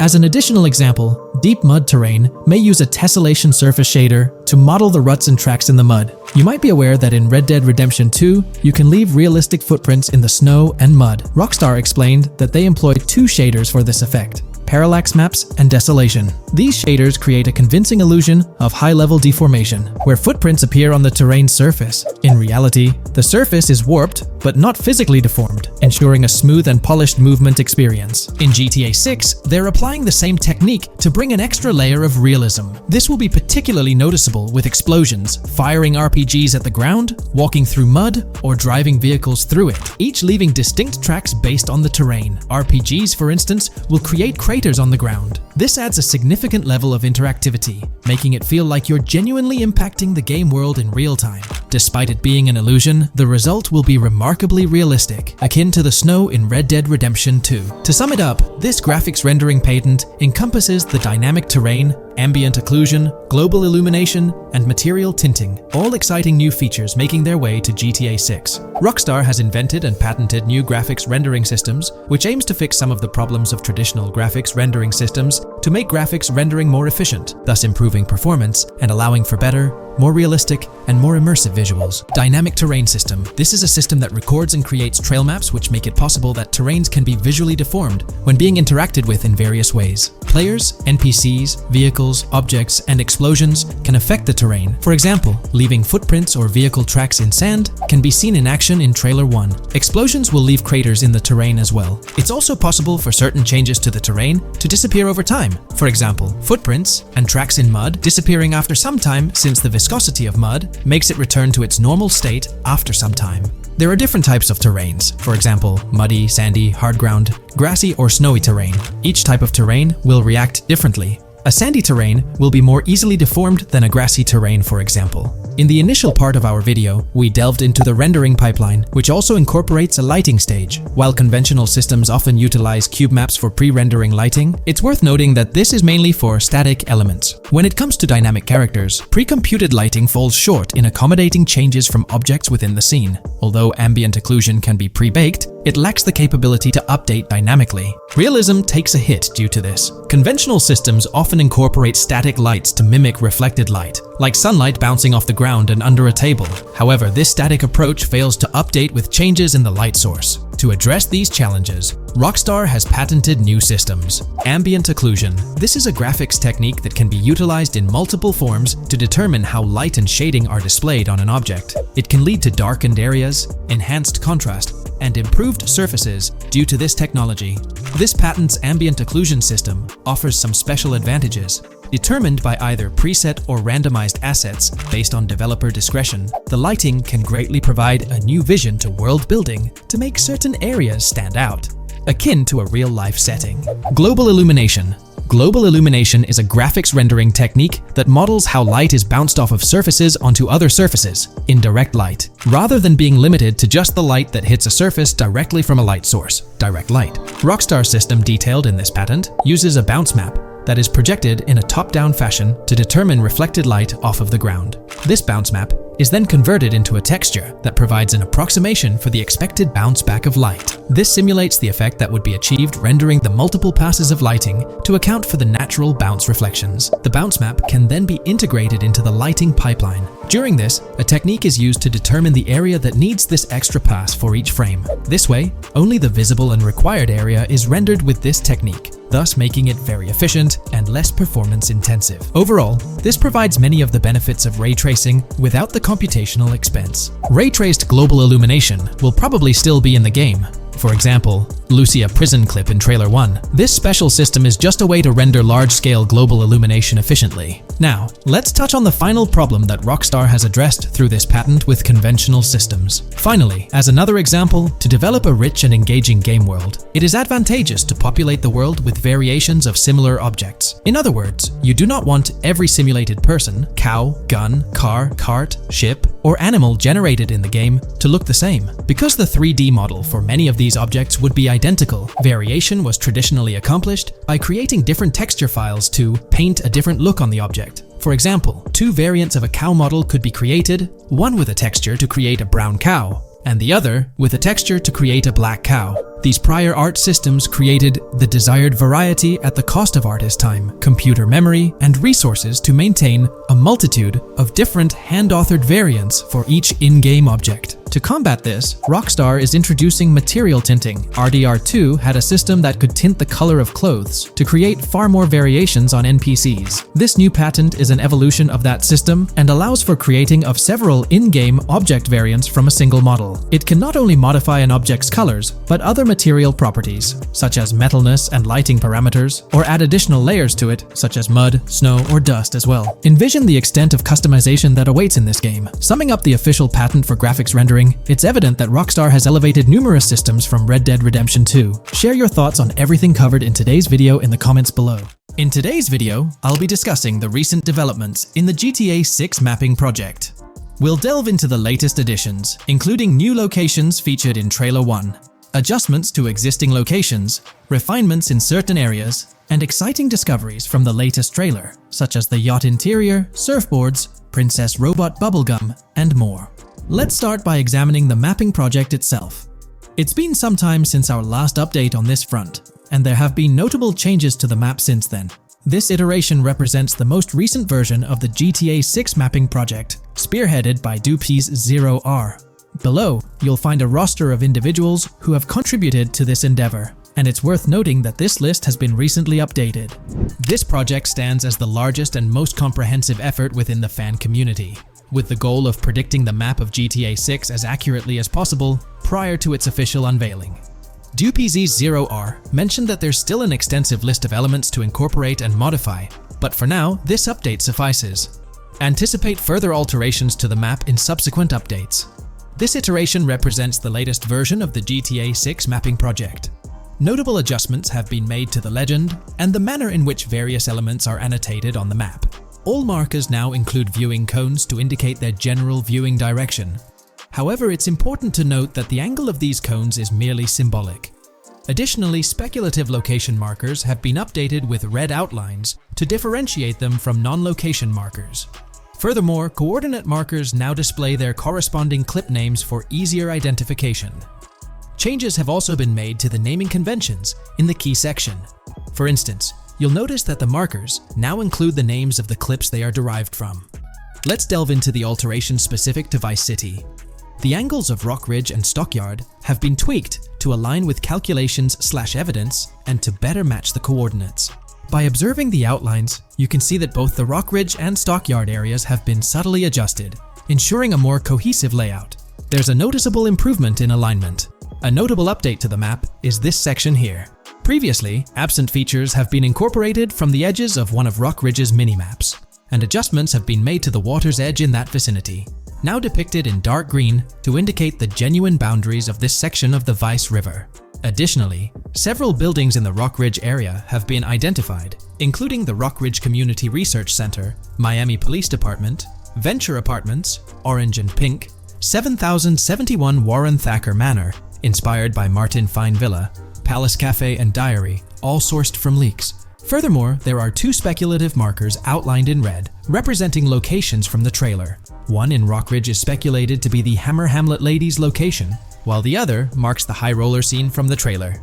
You can find the timestamps for both scenes on the map. Updates have been made to the route of the I-404, incorporating new evidence. This includes adjustments in Vice Beach and the positioning of the road near Rock Ridge. Notably, there have been alterations to the highway section near the airport. Additionally, speculative terrain and building positions in Washington Beach have been revised to align more closely with the evidence. Changes have been made to the shapes and locations of the Ritz-Carlton Bal Harbour, Akoya condos, and Jade Ocean condos. Furthermore, alongside the speculative road and landmass in the Bayfront Heights area, the Y Vice City and Gate/Continental hotels have been included in the Vice Beach vicinity. Additionally, several minor adjustments and fixes have been implemented. Regarding the Vice Beach area, there have been additions of new buildings supported by recent evidence. These include 200 Ocean Drive, 260 Ocean Drive, 1043 Washington Avenue, Beach Park Hotel, and Council Towers North. Moreover, over at Brickell Key Island, two new buildings, Brickell Key 1 and Brickell Key 2, have been introduced. Additionally, corrections have been made to the names of the Tequesta Point locations, accurately reflecting their respective positions. Now, let's shift our focus away from Vice City. Firstly, an error regarding St. Joseph has been rectified. Previously labeled in purple, it should have been marked in red to signify that this name hasn't been confirmed in the leaks, but is either speculative or based on real-life data. Moving westward towards Port Gellhorn, there have been notable additions to the leaked industrial area opposite the state prison, along with improvements to the prison itself. Several speculative structures, highlighted in red, including a water tower and industrial buildings, have been incorporated, along with a cell tower across from the prison. Heading south to the Keys, significant improvements have been made. Adjustments to the landmass near the camera location, where the shot with the Dodal seaplane occurs, have been made based on speculative evidence. An airbase/runway has been added, along with guard booth and barriers visible in the trailer. Additionally, two speculative buildings marked in red, as well as the speculative Naval Area Station, have been included. That wraps up all the updates to the GTA 6 mapping project. Share your thoughts in the comments below. There have been some significant changes with this update. But now, let's shift our attention to the discoveries made in the trailer. I also wanted to touch on these findings in this video. This marks the initial Reddit post. In the GTA 6 trailer, you can see through the yacht windows and see the interior even though it's very far away. However, in GTA 5, you can't at all see the interior even from close up. We will probably get inside the yacht and maybe even houses, or at least see inside it. In the shot of the Venetian island, it's evident that there will be a high density of yachts. It seems that the boats will be easily accessible, and based on the leaked shot featuring Jason on a boat from 2022, it's probable that players will have the freedom to enter, drive, and explore yachts like the catamaran seen in the opening scene of the trailer. Now, on to the next discovery, surfboards. Know a lot of people been talking about surfing, and while there's still nothing indicating it being an interactive minigame, surfboards are in-game and seen in the trailer. Surfboards were in 5, but only on the tops of certain cars, and a few static ones at the beach. What do you all think? Will surfboards act as decorations like they were in 5? Or will it be a fully fledged minigame? Personally, I'm not fully convinced yet, but if NPCs do have actual schedules/lives, I can't see things like surfboards just being static, especially at the beach. My guess is we'll see NPCs bring their own items to and from the beach, including surfboards, but the interactiveness is still in question. From the leaks, there hasn't been any information indicating that surfing will be an interactive activity in the game. Nonetheless, there have been numerous articles discussing this possibility, like the one mentioned here. Major GTA 6 leak allegedly hints at surfing to debut in series. The upcoming GTA 6, officially untitled, leaks are becoming more frequent and interesting, with a recent one revealing that the upcoming title will include new water sports, such as surfing. According to a report by the Dexerto gaming website, a leaker named Alix Venturas revealed on Twitter that Rockstar Games plans to improve the water physics in Grand Theft Auto 6 and will introduce several water-based activities. While the gaming studio has not officially commented on the leak, players are convinced, given that Grand Theft Auto 6 will almost certainly feature Vice City, a fictional version of Miami, Florida, known for its beaches and water activities. However, it's important to note that these rumors haven't been confirmed by either the official leaks or the trailer.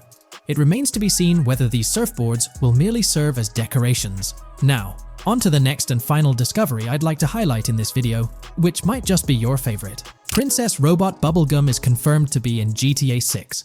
Just like the Righteous Slaughter game series, Princess Robot Bubblegum is seen on a shirt, and will most likely return with more episodes. The series originally appeared in The Ballad of Gay Tony, and again with more episodes in GTA 5, making this the third appearance. This video we're delving into the most recent iteration of the GTA 6 mapping project. Our focus centers on a comprehensive analysis of the map's latest updates, incorporating newly unveiled areas and event coordinates derived from leaked information.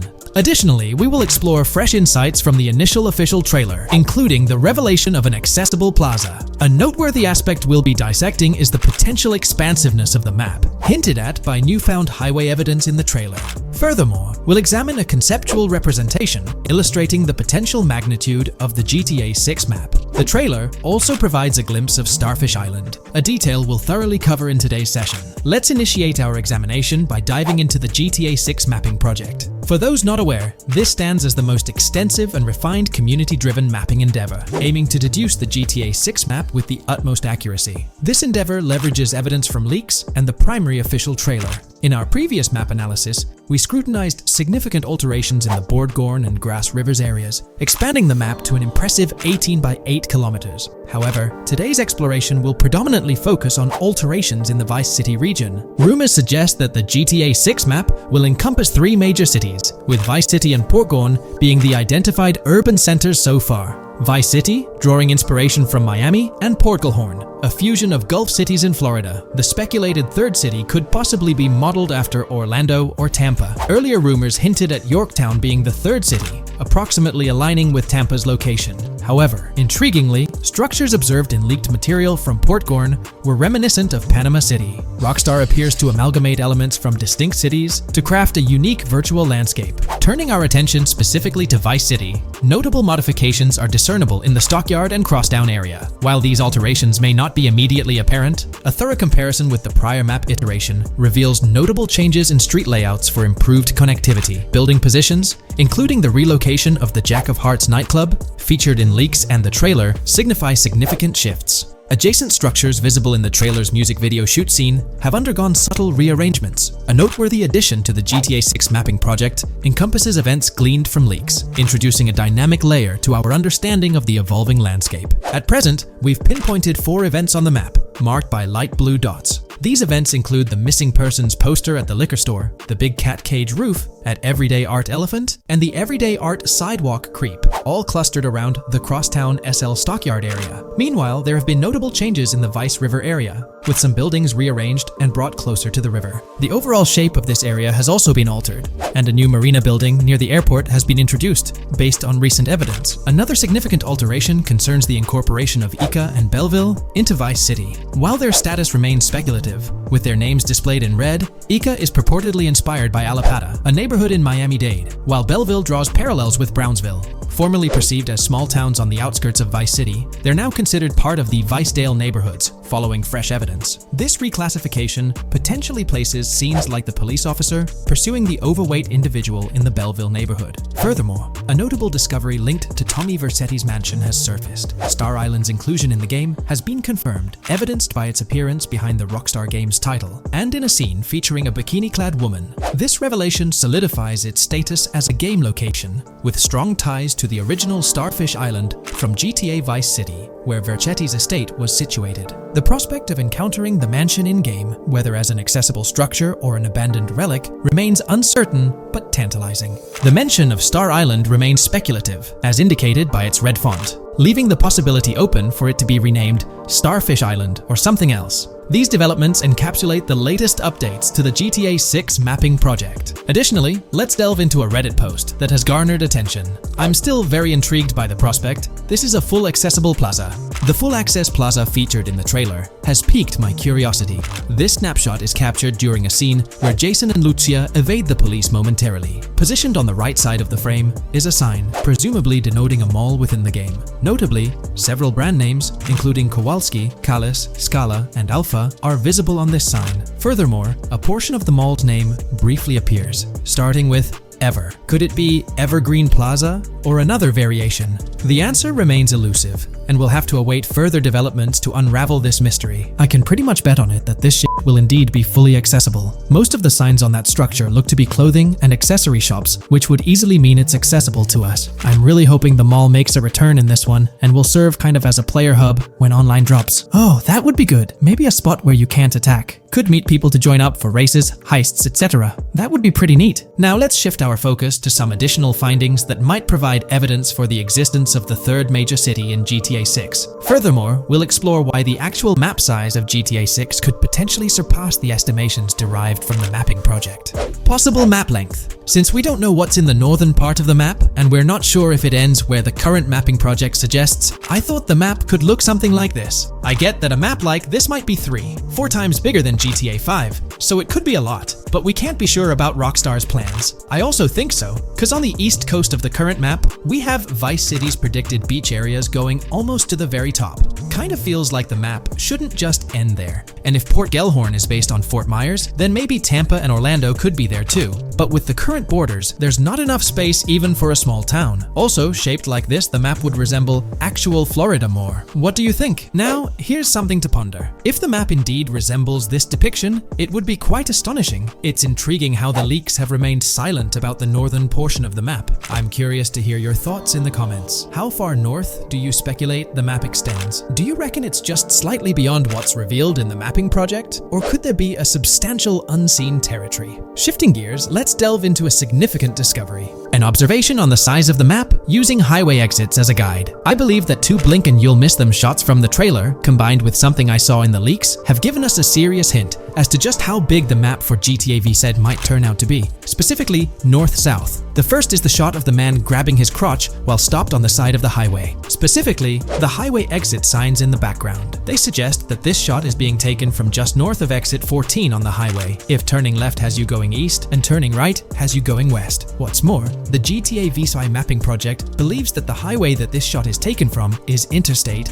97. Adding to this, there's this shot from earlier in the trailer of the woman in the gold dress hanging out the top of a convertible traveling down I-404, heading towards a junction with 197. At the very start of that clip, you can catch the exit number on the sign she's driving under. You can't see all of it, but to me, it looks more like exit 18 than exit 1B. This one is more speculative though. Now, I'm about to get into the leaks, so I can't post any pictures. There's a clip in the leaks of a red ute heading northbound on 197 towards the exit 13 AB junction that takes 1 to Washington Beach and Ekanfinaka before crashing. The mapping project has been using the leaks to create their maps, and they've placed that stretch of 197 north of Mr. Crotchgrab from the trailer, running through the Stockyard neighborhood. This to me indicates that the highway exits are going to follow a realistic number pattern, with the number increasing or decreasing for every mile traveled. The question is, where does this put exit 12? Exit 11? All the exits going up to 1? I've taken the latest version of the mapping project's map and pointed out where exits 14 and 13 are located. Then, extrapolating from there and using the map's grid as a handy guide, I drew where all the exits further down the numbering scheme might be located. I ran out of room to put exit numbers at #9. If 197 is going to keep following the same numbering scheme all the way north until it hits exit 1, then it's likely that the map is going to be far bigger than we currently think it is, and what's been shown and plotted out so far. In fact, I think the only reason nothing's been plotted up there so far is because so much so far has focused on Vice City and its environs. 404-2 could wind up running just as far north, allowing for a few extra miles and exit numbers to accommodate it crossing the Everglades grass rivers before turning north, as I-75 in real life does. Bottom line, the map for this game is going to be enormous. There's been some chatter among you all about another potential scenario, the possibility of I-97 serving as a loop highway encircling the map's perimeter, similar to GTA 5. While this is a valid consideration, I've largely dismissed it due to a straightforward reason. As previously mentioned, I-44 boasts exit numbers and highway markers that suggest its considerable length, likely extending westward until it reaches the Gulf of Mexico before veering north, mimicking the real-life trajectory of I-75. If the map's northern boundary remains close to its current cutoff point, and I-97 extends west and south extensively, then it's plausible that I-44 would mirror this pattern in the opposite direction. While the notion of two loop highways isn't entirely implausible, it could potentially introduce redundancy. Additionally, in GTA 5, the loop highway wasn't simply labeled under one name. The segment along the coast was dubbed the Great Ocean Highway, while the inland stretch traversing the desert was referred to as the Sonora Freeway. Moreover, within Los Santos, various freeways possess distinct names and numbers, even when merging seamlessly, such as the Del Perro, La Puerta, and La Mesa freeways. My hypothesis currently is that there is a loop highway, but that one, 97 and I-404, are two halves of it. They both start in Vice City and intersect in Crosstown. 197 runs up the Atlantic coast. 404 runs west through the grass rivers, and then turns north to run up the Gulf Coast, and they both meet at a point further north. Whether that point is a city, a smaller town, or something else, that is still unknown. Feel free to drop your thoughts in the comments regarding everything covered in today's video, particularly this astonishing discovery. There's substantial evidence hinting at a larger map size, but I'm eager to hear your input, so don't hesitate to leave a comment below.